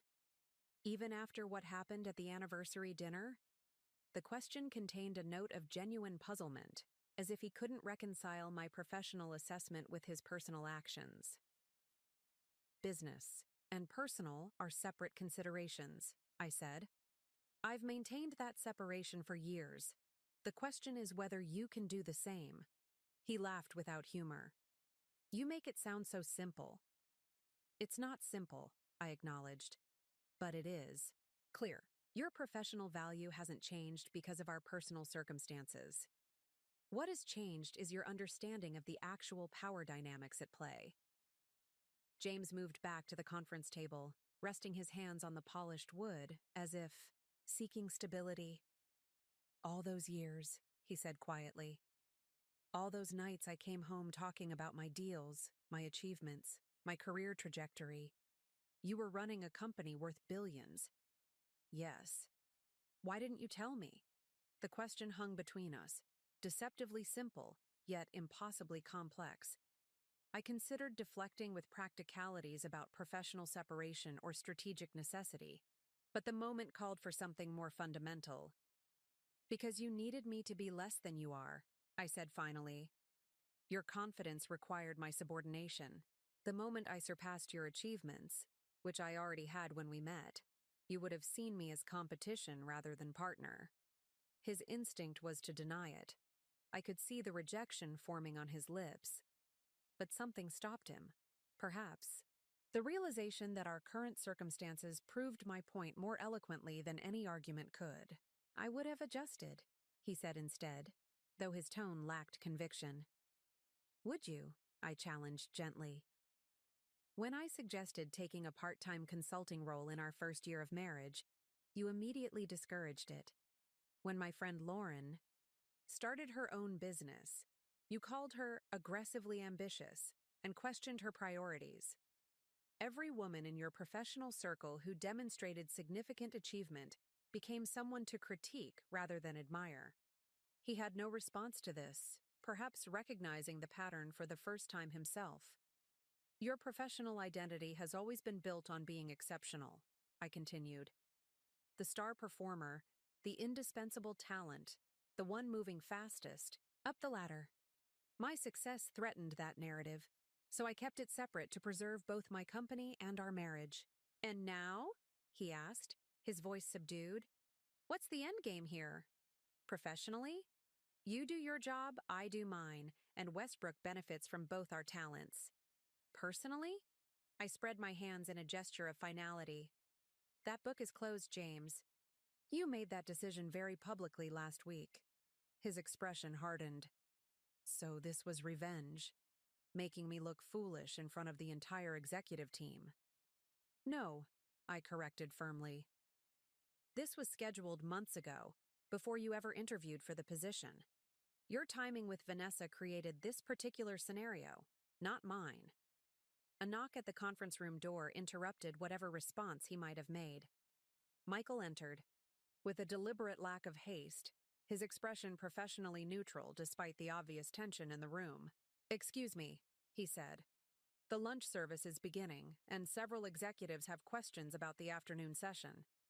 Thank you, Michael, I replied, gathering my materials. I'll join them momentarily. James straightened, adjusting his tie in an unconscious gesture of composure. And Ms. Lawson? She's still at the retreat as my guest. I considered this briefly. That's your decision. If you feel her presence is appropriate under the circumstances, she's welcome to stay. The subtle challenge in my words wasn't lost on him. Having Vanessa remain would force him to navigate introduction of his upgrade to his newly revealed boss wife, a social complexity that would test even his considerable interpersonal skills. I think, he said carefully, it might be best if she returned to the city this afternoon. I nodded without comment, neither approving nor questioning his choice. As I moved toward the door, James's voice stopped me. What was real? He asked. The question bare of pretense for perhaps the first time in our relationship. In our marriage. Was any of it genuine? I turned back, finding unexpected honesty in his expression. For a moment, the calculated networker and status-seeking executive were gone, leaving only the man I had once believed I could build a life with. My hope was real, I said quietly. My belief that eventually we could be true partners, that you would become secure enough in your own achievements to celebrate mine. That hope faded gradually, replaced by the pragmatic recognition that our marriage worked precisely because you didn't know who I really was. He absorbed this with a slight nod, neither accepting nor rejecting the assessment. And now everyone knows. Yes, I agreed. Now everyone knows. As I left the conference room, I felt the weight of his gaze following me. Not with anger or calculation now, but with something closer to genuine reckoning. For perhaps the first time, James was seeing me clearly, without the distorting lens, of his own needs and assumptions. Outside, the executive team waited on the lodge deck, conversations pausing briefly as I emerged. Among them stood Vanessa, her confident posture now uncertain, her networking smile faltering as she registered the gravity of conversations happening around her. Graham Peterson approached, offering a glass of sparkling water with a subtle nod of support. "Everything all right?" he asked quietly. "Professional boundaries established," I replied, matching his discretion. "Personal consequences acknowledged." Graham's eyes moved past me to where James now exited the conference room, his expression carefully composed into professional neutrality despite the seismic shift in his circumstances. "And Mr. Caldwell?" Graham asked. I watched as James made his way directly to Vanessa, bending to speak quietly in her ear.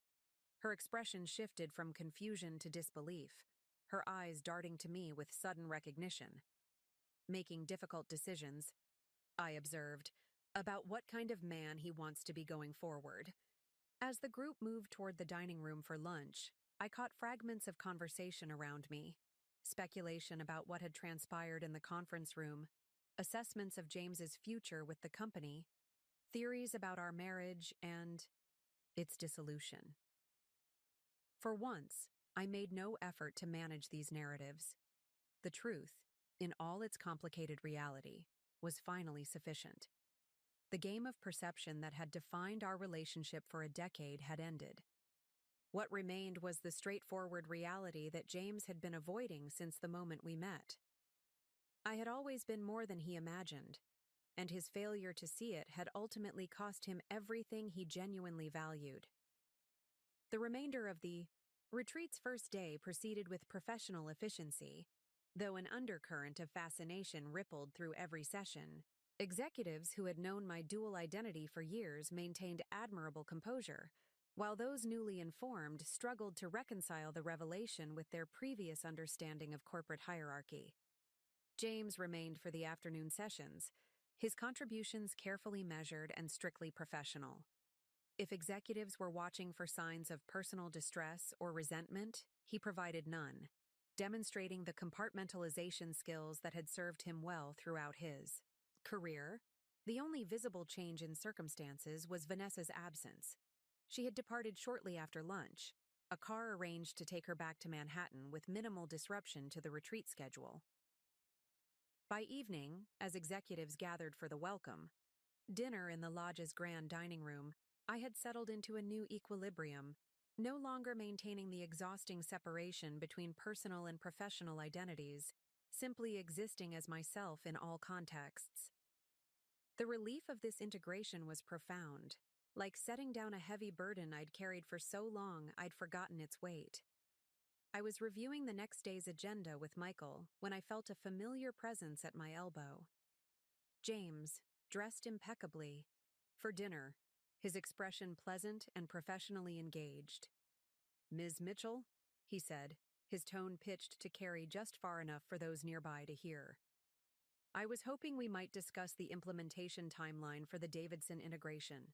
I've had some thoughts about streamlining the process. The deliberate use of my professional name, the careful positioning of our interaction as purely business-focused. It was classic James, reframing our dynamic on terms he found more favorable. "Of course, Mr. Caldwell," I replied, matching his professional tone. "Perhaps after dinner. The lake path is quite pleasant for walking conversations."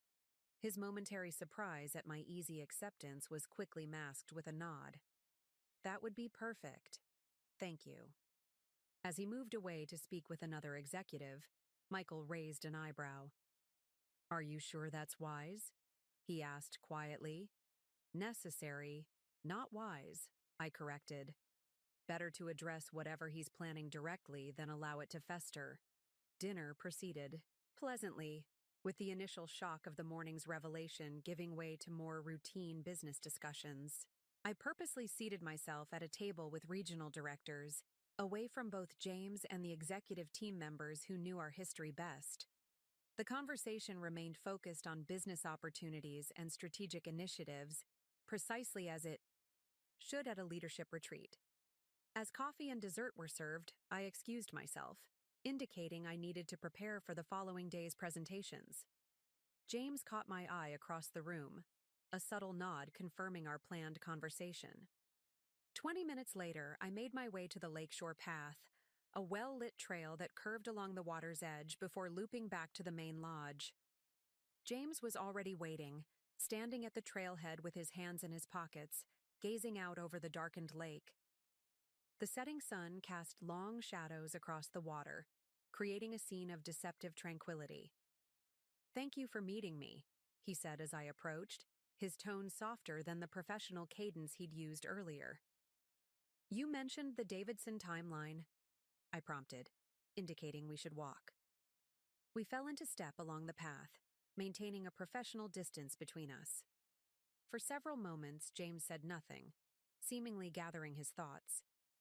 When he finally spoke, his voice held none of the business focus he'd projected at dinner. "I spoke with Vanessa during her drive back to the city," he said. "She's reconsidering our relationship." I said nothing, waiting for him to reach his actual point. This wasn't about Davidson's implementation timeline, and we both knew it. "She feels I misrepresented my position at Westbrook," he continued, a note of practiced vulnerability entering his voice, "that I led her to believe I had more authority than I actually do." "Did you?" I asked simply. He shrugged, the gesture admitting more than his words. I emphasized the possibilities of the role rather than its current limitations. We walked in, silence for another stretch of path, the gentle lapping of lake water against the shore filling the space between us. "I've been thinking about what you said earlier," James finally continued, "about me needing you to be less than you are. There might be some truth to that." The admission, partial as it was, surprised me.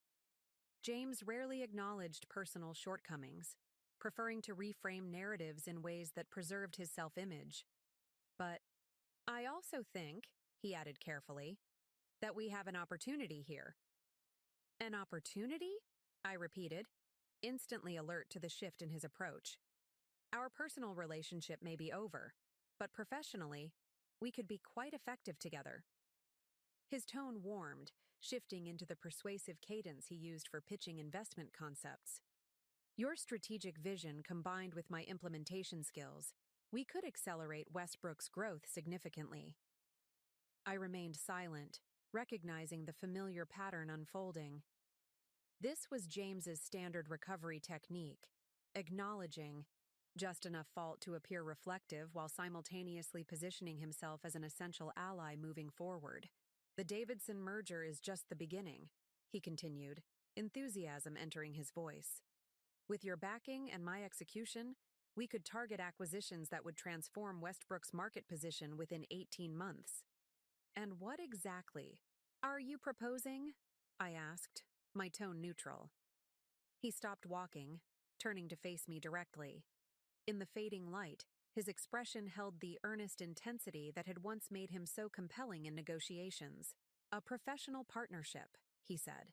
"You as the strategic visionary, me as your implementation specialist. We expand my role to work directly with you on high-priority acquisitions, bypassing some of the more cumbersome approval processes." And there it was, the actual proposal beneath the relationship analysis and professional flattery. James wanted to leverage our past connection to advance his position at Westbrook, creating a special role that would elevate him above his peers and the normal organizational structure.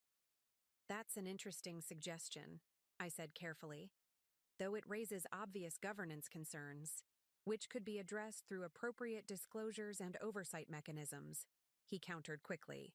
"The point is, we have a unique opportunity to create value from our unusual situation."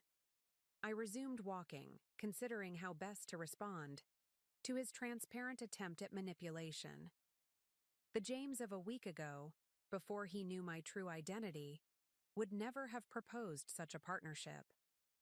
This wasn't about recognizing my capabilities. It was about salvaging his position through strategic alliance with the power he had only just discovered. "You know what's most interesting about this conversation?" I said finally. A week ago, you were introducing Vanessa as your upgrade because she understands ambition in ways I supposedly didn't. Now you're proposing we leverage my strategic vision and your implementation skills as complementary strengths. James had the grace to look momentarily discomfited before recovering his composure. I've learned a great deal in the past 24 hours, he offered, his tone carefully modulated to convey humility without weakness. What you've learned, I corrected gently, is that I have power you didn't recognize. That realization hasn't changed your fundamental approach, only your target. When you thought I was just your wife, you discarded me for a partner who better served your ambitions. Now that you know I'm your CEO, you're proposing a partnership that would serve those same ambitions. His expression tightened almost imperceptibly. That's an unfair characterization. I'm simply identifying a professional opportunity that could benefit Westbrook. No, James, I said, stopping to face him directly. You're attempting to leverage our past relationship to create special circumstances for yourself, the same way you've leveraged every relationship throughout your career, not for mutual benefit, but for your personal advancement. For a moment, genuine frustration broke through his carefully maintained facade. What do you want from me? He demanded, his voice rising slightly. I'm trying to find a way forward here. What I want, I replied evenly, is for you to do the job you were hired to do, within the organizational structure that exists for every other director at Westbrook. No special access, no bypassed processes, no preferential treatment. Even though we have a decade of history that could make us more effective together. That history is precisely why such an arrangement would be inappropriate, I countered. Our professional relationship needs more separation, not less. James ran a hand through his hair, a rare gesture of genuine agitation. So you're determined to keep me at arm's length professionally because of what happened personally? No, I corrected firmly. I'm determined to maintain appropriate corporate governance regardless of our personal history. The same standards apply to you as to every other executive at Westbrook. We had completed the lake loop, arriving back at the path that led to the main lodge. James paused, visibly recalculating his approach as he had so many times during our marriage when his initial strategy failed to yield the desired outcome. I understand, he said finally, his tone shifting back to professional courtesy. Thank you for the clarity.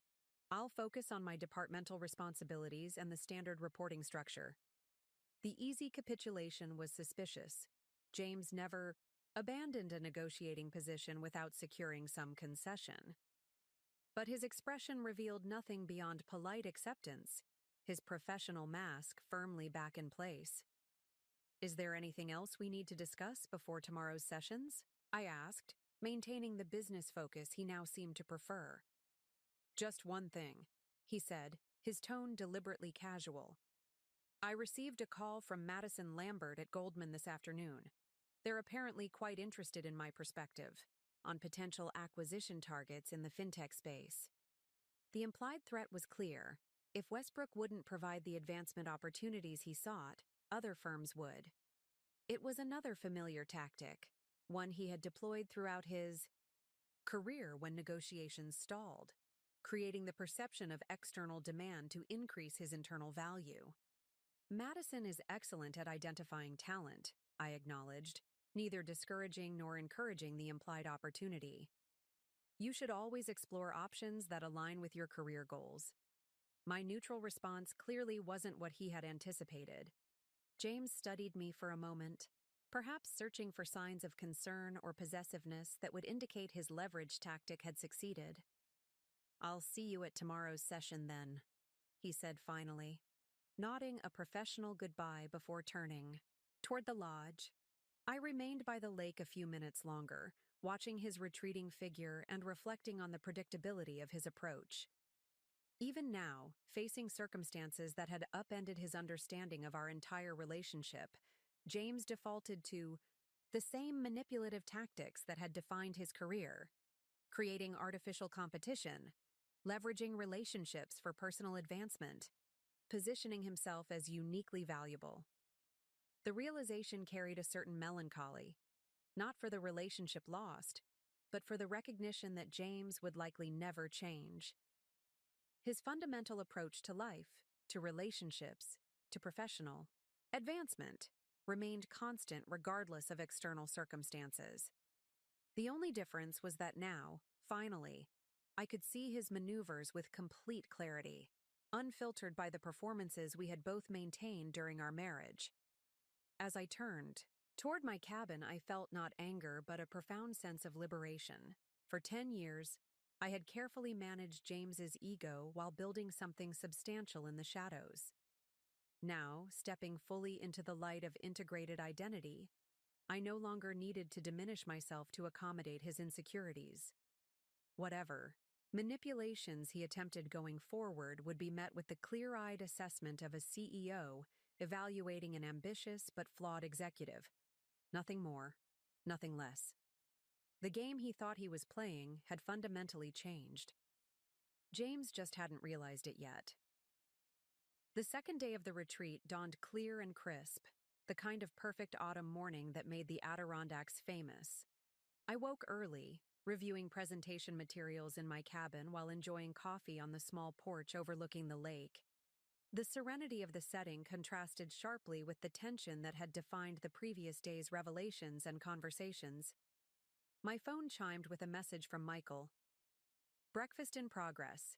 Everyone present except JC. Housekeeping reports? He cleared out his cabin before dawn.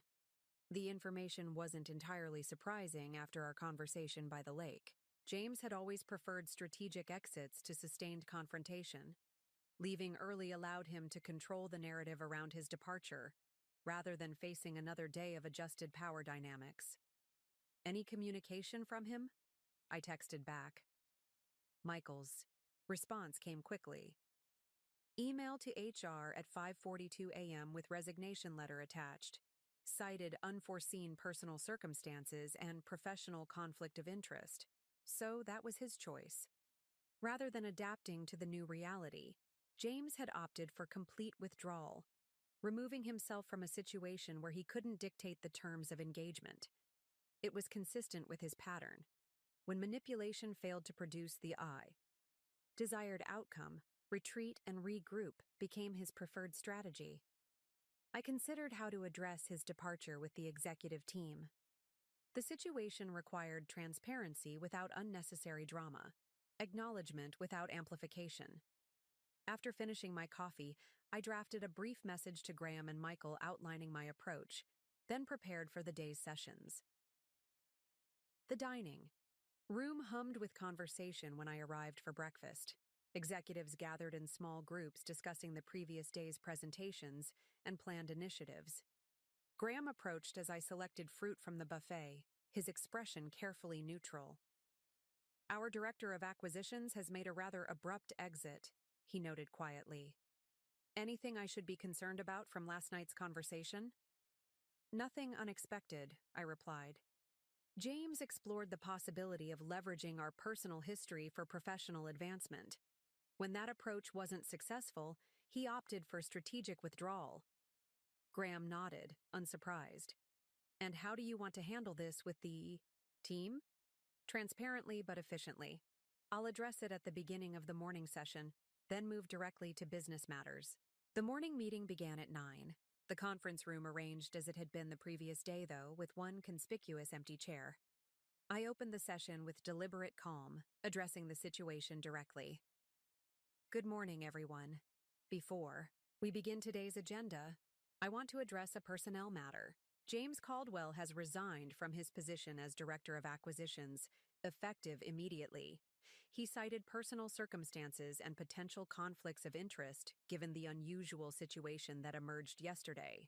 I paused, allowing the information to register with the assembled executives. A few exchanged glances, but most maintained professional composure, having already noted his absence at breakfast. Taylor Williams will serve as acting director while we conduct a search for a permanent replacement. Our acquisition strategy remains unchanged. and all ongoing projects will continue as planned. Unless there are immediate questions about transitional arrangements, we'll proceed with today's scheduled discussions. No hands were raised, though I suspected conversations would flourish during the coffee break. With a nod to Michael, I transitioned smoothly to the day's first presentation, effectively closing the topic of James's departure. The remainder of the morning proceeded efficiently, with productive discussions of strategic initiatives and market positioning.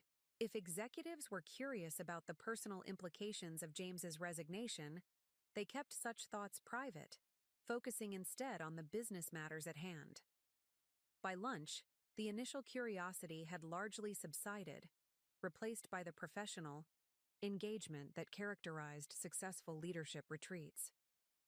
As executives dispersed for the afternoon's breakout sessions, Graham joined me on the lodge's deck, where I had paused to review notes for my closing presentation. "Nicely handled," he commented, settling into the chair beside me. Though I must admit I expected more drama from James's departure. "Drama requires an audience," I observed. By leaving at dawn, he deprived himself of that opportunity. Graham nodded, his expression thoughtful. "Patricia tells me Vanessa posted quite the dramatic announcement on social media this morning. Something about toxic workplace dynamics and walking away from situations that don't serve her growth." I smiled slightly at the predictable positioning. Reframing rejection as choice is a time-honored tradition. I wish her well with it. "And James? Do you think he'll pursue that Goldman opportunity he mentioned?" "Perhaps," I said, though I suspect Madison's interest was less substantial than he implied. James has always cultivated the perception of being in demand to strengthen his negotiating position. Graham's expression shifted to one of gentle concern. "And how are you, Rebecca? Not the CEO managing an executive departure, but you personally?" The question caught me off guard. So few people in my life asked about my personal well-being separate from my professional performance. I considered it carefully, wanting to give an honest answer rather than a perfunctory reassurance. "I'm integrating," I said finally.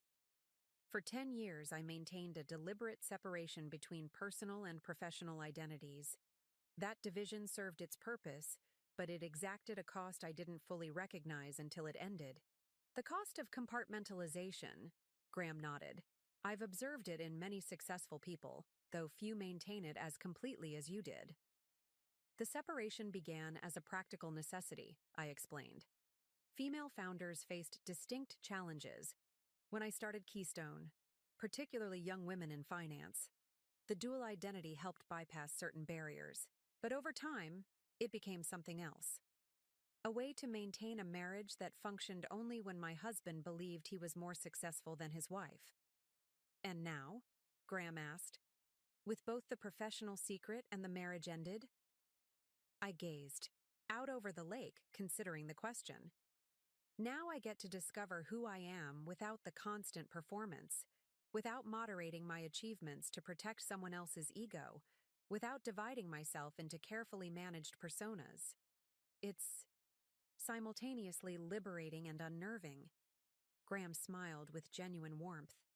"If it helps, those of us who have known both versions have always seen the same fundamental person: brilliant, strategic, and remarkably patient.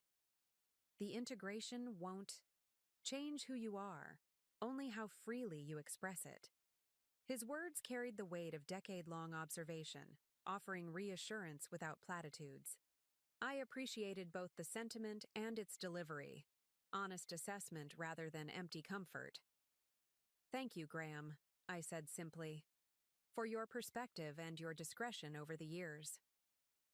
As Graham left to join his breakout session, I remained on the deck a few minutes longer, reflecting on the swift, conclusive end of my marriage. James's pre-dawn departure and resignation, without attempting further manipulation or confrontation, represented a clear acknowledgement that the power dynamics had shifted beyond his ability to control. For someone whose career and relationships had been built on carefully managed perceptions, the inability to shape this particular narrative must have been intolerable. My phone buzzed with an incoming email from James's personal account rather than his now-defunct Westbrook address. The subject line read simply, "Forward address for documents." The message itself was brief and impersonal. "Rebecca, please direct any divorce-related documentation to the address below. My attorney will be in touch regarding settlement terms. I've instructed the movers to collect my remaining items from the townhouse next Tuesday between 10 a.m. and 2 p.m. If this timing is inconvenient, please advise. James Caldwell, 2127 West 77th Street, Apt 16B, New York, NY 1024. The sterile efficiency of the communication, no accusation, no emotion, no reference to our final conversation or his abrupt departure, was quintessential James in retreat mode. When outmaneuvered, he defaulted to cold practicality, treating personal relationships with the same detached efficiency he applied to underperforming investments. I forwarded the message to my attorney with a brief note requesting standard divorce proceedings without punitive measures. Despite the circumstances of our separation, I had no interest in a vindictive settlement.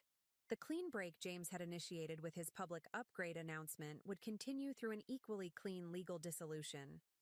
As I prepared to join the afternoon sessions, my phone buzzed once more, this time with a text from Sophia at the New York office. Vanessa Lawson called twice requesting meeting with Ms. Mitchell regarding defamatory corporate actions. Declined to elaborate when pressed for details. How would you like to proceed? The predictable escalation brought a small smile to my lips. James might have opted for strategic withdrawal, but Vanessa apparently preferred confrontation, likely positioning herself as defender of his reputation to solidify her role in whatever narrative they were constructing together. No meeting. Necessary, I replied. If she calls again, direct her to HR for any employment-related concerns. For all other matters, my attorney's contact information will suffice. With that final communication boundary established, I tucked my phone away and gathered my materials for the afternoon sessions. The retreat would continue for another day, focused entirely on Westbrook's future strategic positioning. James Caldwell, both as executive and husband, had exited that future through his own deliberate choices. What remained was neither the compartmentalized CEO nor the carefully diminished wife, but simply myself, integrated, clear-eyed, and finally free to build a life without artificial divisions or strategic compromises. The definitive break had come not with dramatic confrontation, but with quiet certainty, the natural conclusion to a relationship built on performances that could no longer be maintained once the fundamental truth was revealed. As I walked toward the conference room, I felt lighter than I had in years, unburdened by the weight of dual identities and calibrated self-presentation. Whatever came next, professionally or personally, would be approached as my complete self, without strategic diminishment or calculated moderation. The marriage that had begun with calculated misunderstanding had ended with clarifying truth. In this, at least, there was a certain symmetry, a narrative consistency that even James, with his appreciation for strategic positioning, might grudgingly acknowledge. The weeks following the leadership retreat brought a new rhythm to my life, a odd recalibration of routines no longer divided between separate identities. I moved through Manhattan as simply myself, attending meetings, making decisions, and navigating professional relationships without the exhausting mental calculations of who knew what about my life. The townhouse James and I had shared felt both empty and liberating. I began small changes, rearranging furniture, replacing artwork chosen for his preferences, converting his home office into a reading room filled with financial texts and economic analyses I'd previously kept at my downtown apartment. The divorce proceedings progressed with surprising efficiency. James, evidently eager to close this chapter quickly, accepted the equitable settlement terms my attorney proposed without protracted negotiation. The prenuptial agreement we'd signed a decade earlier, insisted upon by my family's advisors despite my limited disclosed assets at the time, provided a clean framework for disentanglement. Professional adjustments proved more complex than personal ones. Westbrook's executive team adapted quickly to my integrated identity, but middle management and client relationships required more careful navigation. Decades of gender bias in finance had informed my original decision to operate behind Graham's public-facing chairmanship. Those dynamics hadn't disappeared simply because I had stepped into the light. The Davidson partners are requesting a meeting with you personally, Michael reported during our weekly status review. Apparently, they have concerns about leadership stability following James's departure. I nodded, unsurprised. Schedule it for next week. I'll address their concerns directly. They specifically asked to meet with Mr. Mitchell, Michael added, his expression conveying the awkwardness of the situation.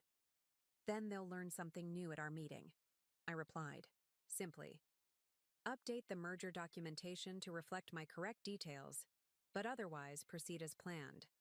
Such moments occurred with decreasing frequency as weeks passed, the business world adjusting to the revelation that Elizabeth Mitchell was neither male nor mysterious, but simply a woman who had built something substantial while navigating persistent biases. The professional sphere, however challenging, provided familiar territory. It was the personal wilderness that proved more difficult to traverse. The empty evenings no longer filled with performative dinner parties and strategic networking events. The sudden absence of a decade-long relationship, however flawed it had been. I found myself in an unexpected period of rediscovery, learning to exist as an integrated person after years of careful compartmentalization. Simple decisions, where to dine, what to wear, how to spend a rare free weekend, became exercises in self-knowledge, uncovering preferences I had subjugated for the sake of marital harmony or professional disguise. One Tuesday afternoon, I left the office early, something I rarely did, and walked through Central Park as autumn leaves fell around me. Without conscious decision, I found myself entering the Metropolitan Museum of Art, the place where James and I had first met 8 years ago at a charity gala. I wandered through the galleries with no agenda, absorbing the artwork for pure pleasure, rather than as backdrop for networking. Standing before an abstract expressionist painting I'd always admired, but James had dismissed as pretentious, I experienced a moment of clarity. The compartmentalization that had defined my marriage had begun long before I met James. The dual identities had served a purpose during Keystone's early years, but I had maintained the division far longer than necessary, using James's ego as justification for my own reluctance to fully integrate my life. The truth was uncomfortable but important. I had chosen James precisely because he wouldn't challenge certain barriers I'd erected. His self-absorption had provided convenient cover for my own emotional unavailability. While he had certainly contributed to our marital dysfunction, I had been an equal architect of its fundamental design. 6 weeks after the leadership retreat, on a crisp November evening, I found myself at a small gallery opening in Chelsea, attending not for networking purposes or to accompany James to a client's exhibition, but simply because the artist's work interested me. The freedom of this small choice felt surprisingly significant as I moved through the crowded space, engaging with the art without calculation or performance. Rebecca Caldwell, a voice said from behind me as I studied a particularly striking canvas. Or do you prefer Elizabeth Mitchell these days? I turned to find Patricia Peterson, elegant as always in a beautifully tailored suit, her expression warm with genuine pleasure at our encounter. Either works, I replied with a smile. Though I'm finding Rebecca feels more natural outside. The office. Patricia nodded, understanding the subtle distinction. It's good to see you in a setting like this, she said, gesturing to the gallery. Graham mentioned you've been working rather relentlessly since the retreat. There's been a lot to manage, I acknowledged. But tonight I'm just here for the art. As am I, Patricia said, linking her arm through mine with casual warmth. Though I must confess a personal connection, the artist is my niece. Would you like an introduction? The offer held no agenda, no strategic networking potential, nothing beyond simple human connection. I accepted with genuine pleasure, allowing Patricia to guide me through the crowd toward a young woman gesturing animatedly to a small group of admirers. The evening unfolded with unexpected ease. Conversations about art and creative process. A glass of wine shared with Patricia as we discussed books we'd recently enjoyed, an invitation to join the Petersons for dinner the following week, with absolutely no business talk allowed. As my driver navigated back toward the Upper East Side later that evening, I found myself reflecting on the curious liberation of simple social interaction without the constant mental calculations of separate identities. The professional gains of integration were significant, but the personal relief was profound. No longer maintaining elaborate fictions or careful compartmentalization, simply existing as myself in all contexts. James had intended the anniversary dinner as my ending, a public diminishment designed to establish his ascendance and my irrelevance. Instead, it had become a beginning, the catalyst for integration I had avoided for years. In discarding me as insufficient, he had inadvertently freed me to become more completely myself than I had been in a decade. The wilderness period wasn't about being lost, I realized as the car pulled up to my townhouse. It was about finding my way to a self no longer divided against itself for someone else's comfort. The path forward remained uncertain in many respects, but for the first time in years, I was walking it as a whole person, not Rebecca or Elizabeth, but simply myself, undivided and undiminished. 3 months after the leadership retreat, winter had settled over Manhattan, transforming the city, with pristine snow that quickly surrendered to urban reality. The holiday season arrived with its customary frenzy, though this year I approached it with a freedom I hadn't experienced in a decade.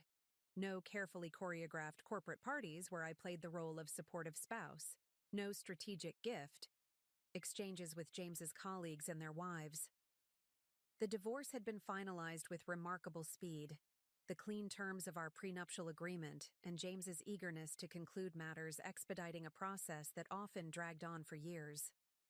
My attorney reported that he had accepted all standard provisions without negotiation, his signature on the final documents arriving mere hours after they were delivered to his new address. "It seems Mr. Caldwell is quite motivated to move forward," she observed during our final meeting. "Moving forward has always been James's preference," I replied, "particularly when the past becomes inconvenient." Professional life had stabilized as well. The Davidson merger had successfully closed despite initial concerns about leadership changes, my direct handling of their executive team effectively addressing questions about Westbrook's stability. The market had responded positively to the acquisition, with our stock price rising steadily through the fourth quarter. More significantly, I had begun reshaping Westbrook's organizational culture now that I was fully visible as its leader. The RC, carefully structured hierarchy James had attempted to navigate, had been flattened in key areas, creating more direct communication channels between innovation teams and executive leadership. Talent that had previously been overlooked, particularly women in middle management positions, was being recognized and advanced based on demonstrated capabilities rather than political connections. The quarterly results are exceeding projections by nearly 8%, Michael reported during our year-end review, and employee satisfaction metrics are up across all departments. "And external perception?" I asked, knowing the financial world's skepticism about female leadership remained an unspoken reality. "Increasingly positive," Michael confirmed. "The Davidson success story has helped considerably. Your profile in Financial Times last month positioned Westbrook as innovative precisely because of your unconventional leadership approach. The professional validation was gratifying, but it was the personal transformations that most surprised me. Without the constant performance of being James's wife, a role that had required careful modulation of my intelligence, ambition, and capabilities, I discovered aspects of myself that had been suppressed for years. I joined a women's investment group I had previously avoided for fear of being recognized, finding unexpected camaraderie with other female executives navigating similar challenges. I enrolled in advanced quantum computing courses at Columbia, exploring technologies that would reshape financial markets in coming decades. I even began rock climbing at an indoor facility near my office, the physical challenges providing a welcome counterbalance to intellectual demands. Most significantly, I reconnected with family and friends who had been carefully compartmentalized during my marriage. My cousin Emma, once my closest confidant before James had subtly discouraged the relationship, visited from Boston for a weekend that reminded me how much I had missed authentic connection. "I hardly recognize this version of you," she said, as we shared wine in my newly redecorated living room. "You seem unburdened." "I spent 10 years carrying the weight of other people's expectations," I acknowledged. James's need to feel superior, the market's biases about female leadership, my own fears about being fully seen. Putting those down has been surprisingly liberating. Emma studied me thoughtfully. "Have you heard from him? Since everything was finalized?" "Not directly," I said. "Though I understand from industry contacts that he's taken a position with a boutique firm in Chicago, smaller than his previous roles, but with an impressive title." "Typical," Emma snorted. "Always prioritizing appearances over substance." "It's who he is," I said without rancor. "Status has always been James's primary currency. I don't fault him for it anymore. I just recognize it's fundamentally incompatible with my values." What I didn't share with Emma was the fleeting moment of reflection I'd experienced upon learning of James's relocation. Not regret for our ended marriage, but acknowledgement that we had both been playing roles that ultimately served neither of us well. His public discard of me had been cruel and calculating, but it had also freed me from a performance I might otherwise have maintained indefinitely.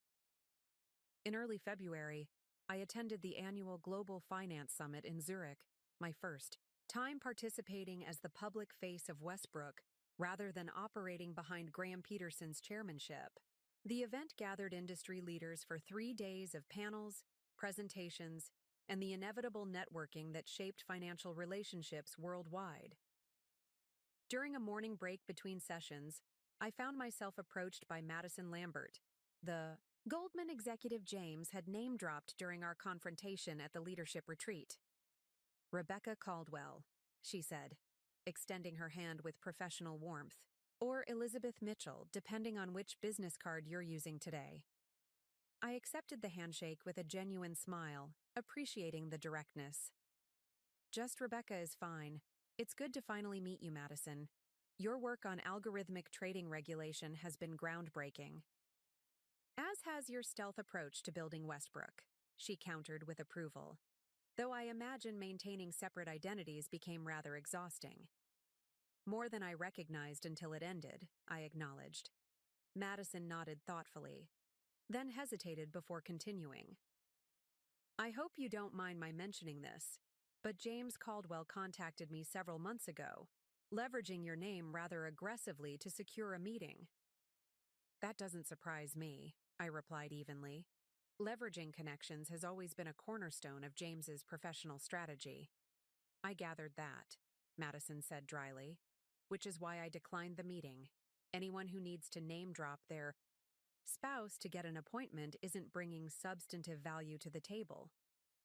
The observation was astute and unsentimental, exactly the clear-eyed assessment I had been unable to make while maintaining my marital performance.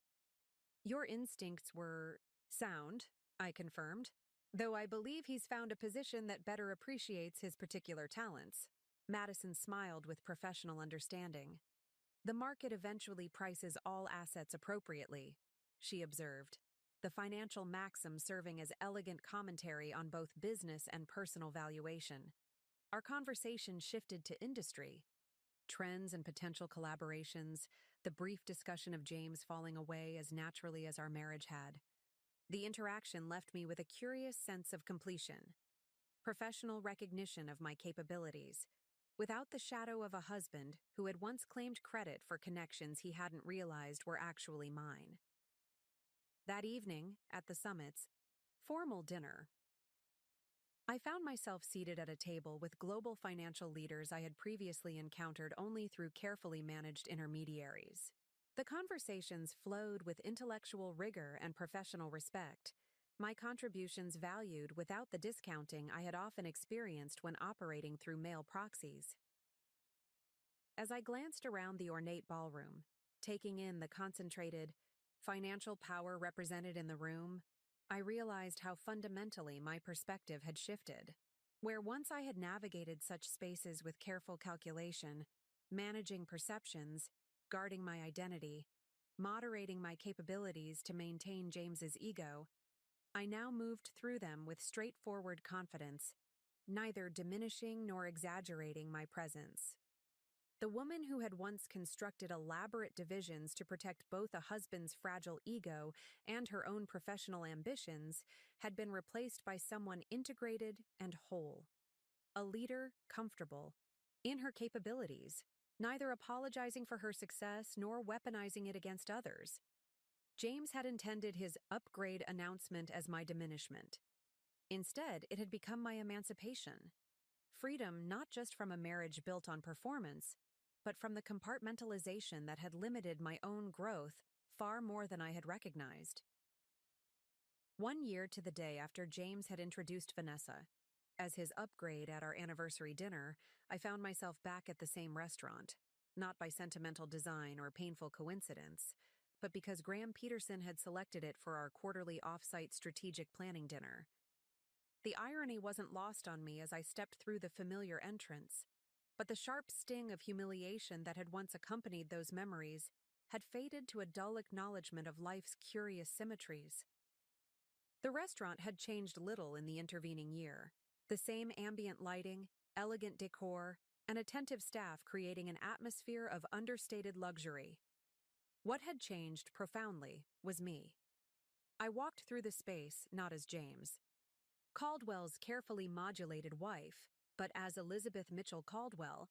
I had recently reclaimed my full name, integrating both identities legally as I had personally. CEO of a thriving financial institution and a woman fully comfortable in her own power. Ms. Mitchell Caldwell, the maitre d' greeted me with professional deference. Your party is all ready, seated in the private dining room. As I followed him through the main dining area toward our reserved space, a familiar figure at the bar caught my eye. Not James, as some novelistic coincidence might have dictated, but Vanessa. She sat alone, elegant as ever in a designer dress, absently checking her phone while apparently waiting for someone. Our eyes met briefly as I passed. Her expression shifted from surprise to careful neutrality, her chin lifting slightly in what might have been defiance or simple acknowledgement. I nodded politely without breaking stride, neither avoiding the encounter nor giving it more significance than it deserved. The executive dinner proceeded productively, Westbrook's leadership, team discussing expansion opportunities and technological investments with the engaged focus that had become our hallmark. I had rebuilt the executive ranks thoughtfully over the past year, promoting talent based on demonstrated capabilities rather than political connections, creating a team notable for both its diversity and its results. The Asian market's expansion is exceeding projections by nearly 12%, our new director of acquisitions reported, a talented woman who had been overlooked during James's brief tenure, but whose strategic insights had proven invaluable since her promotion. The board is extremely pleased with our performance this quarter, Graham added, particularly the innovation pipeline you've established with the quantum computing initiative.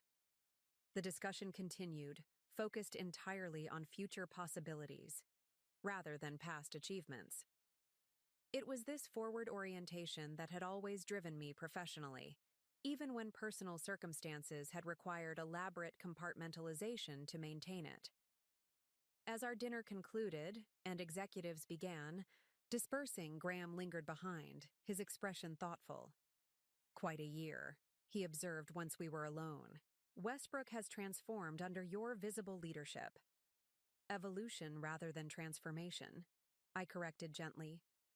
The vision was always there. What changed was simply who articulated it.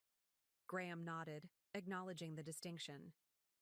And, personally, how has that evolution progressed? The question was offered with genuine care rather than curiosity, reflecting the friendship that had deepened beyond professional mentorship over the past year. Integration continues, I replied, honestly. Some days more successfully than others, but the performance aspects have largely fallen away. Good, Graham said simply. That performance was never necessary for those who truly saw you. As we made our way toward the exit, I noticed Vanessa still at the bar, now joined by a man I didn't recognize. Younger than James, expensively dressed with the confident bearing of someone accustomed to attention. They were clearly in the early stages of attraction, their body language conveying mutual interest as they leaned toward each other, sharing confidences over cocktails. The scene triggered not jealousy, but a curious sense of recognition. Vanessa, following a pattern I understood intimately, seeking partnership with someone whose status and ambition mirrored her own aspirations. The difference was that her upgrade from James had apparently been as calculated as his had been from me, each moving toward relationships that better served their fundamental needs for status and validation. Outside, as we waited for our respective cars, Graham nodded toward the restaurant entrance. Wasn't that? Yes, I confirmed simply. Life's little symmetries. And James? Any word on how he's faring in Chicago? Advancing rapidly within a smaller sphere, I said. Regional vice. President within 8 months. He's always been skilled at navigating organizational hierarchies. What I didn't share was the brief email I'd received from James 2 months earlier.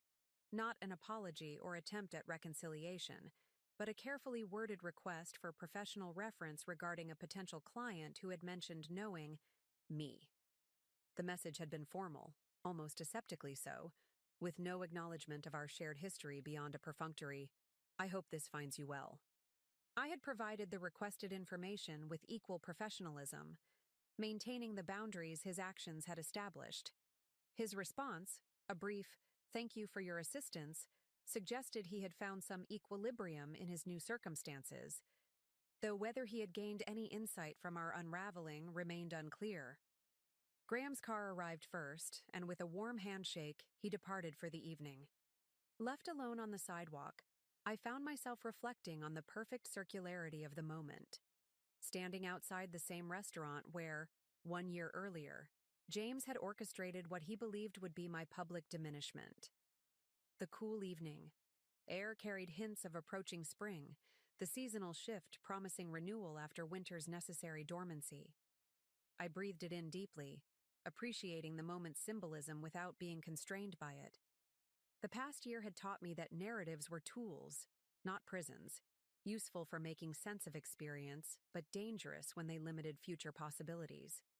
My own car arrived, the driver holding the door with professional courtesy. As I settled into the back seat, my phone chimed with an incoming message. Not from James or anyone connected to my past, but from Dr. Eleanor West, the quantum computing specialist I had recently recruited to lead Westbrook's most ambitious technological initiative. Breakthrough with the algorithmic model this evening. Results exceeding all projections. Can we meet first thing tomorrow to discuss implications? I smiled at the timing, the forward-looking message arriving precisely as I departed this place of completed history. Absolutely. My office, 7 a.m. Bring the full data set. As the car pulled away from the curb, I glanced back once at the restaurant, not with regret or nostalgia, but with the clear-eyed acknowledgement of distance traveled. The woman who had sat frozen in humiliation at that anniversary dinner no longer existed, not because she had been destroyed by public rejection, but because she had finally been integrated into something more complete. James had introduced his upgrade exactly 1 year ago, never suspecting that his calculated cruelty would ultimately free me from the performance that had limited us both. In discarding me for someone he believed better served his ambitions, he had inadvertently catalyzed the integration I had avoided for years, the merging of Elizabeth Mitchell's professional power with Rebecca Caldwell's personal presence. The true upgrade, it turned out, had been neither his new relationship nor my professional revelation, but simply this: the freedom to exist as my complete self, undivided and undiminished by others' expectations. As Manhattan's lights blurred past the car windows, I opened my tablet to review Dr. West's preliminary findings, my mind already engaged with tomorrow's possibilities rather than yesterday's completed narratives. James had intended our anniversary dinner as an ending, the conclusion of a wife who no longer served his purposes. Instead, it had become a beginning, the first step toward a self no longer fragmented for someone else's comfort. The symmetry of tonight's encounter with Vanessa felt less like cosmic significance and more like simple closure, the final page of a chapter already concluded, allowing the story to progress toward what came next. And what came next, I realized with quiet certainty, would be shaped entirely by my own integrated voice. Neither the carefully modulated wife nor the strategically hidden CEO, but the woman who would emerge from the intersection of both, carrying forward the wisdom each perspective had provided. James had orchestrated my public humiliation as a demonstration of his power. He could not have known that in doing so, he was actually returning mine, the power to exist completely as myself, without strategic diminishment or calculated performance.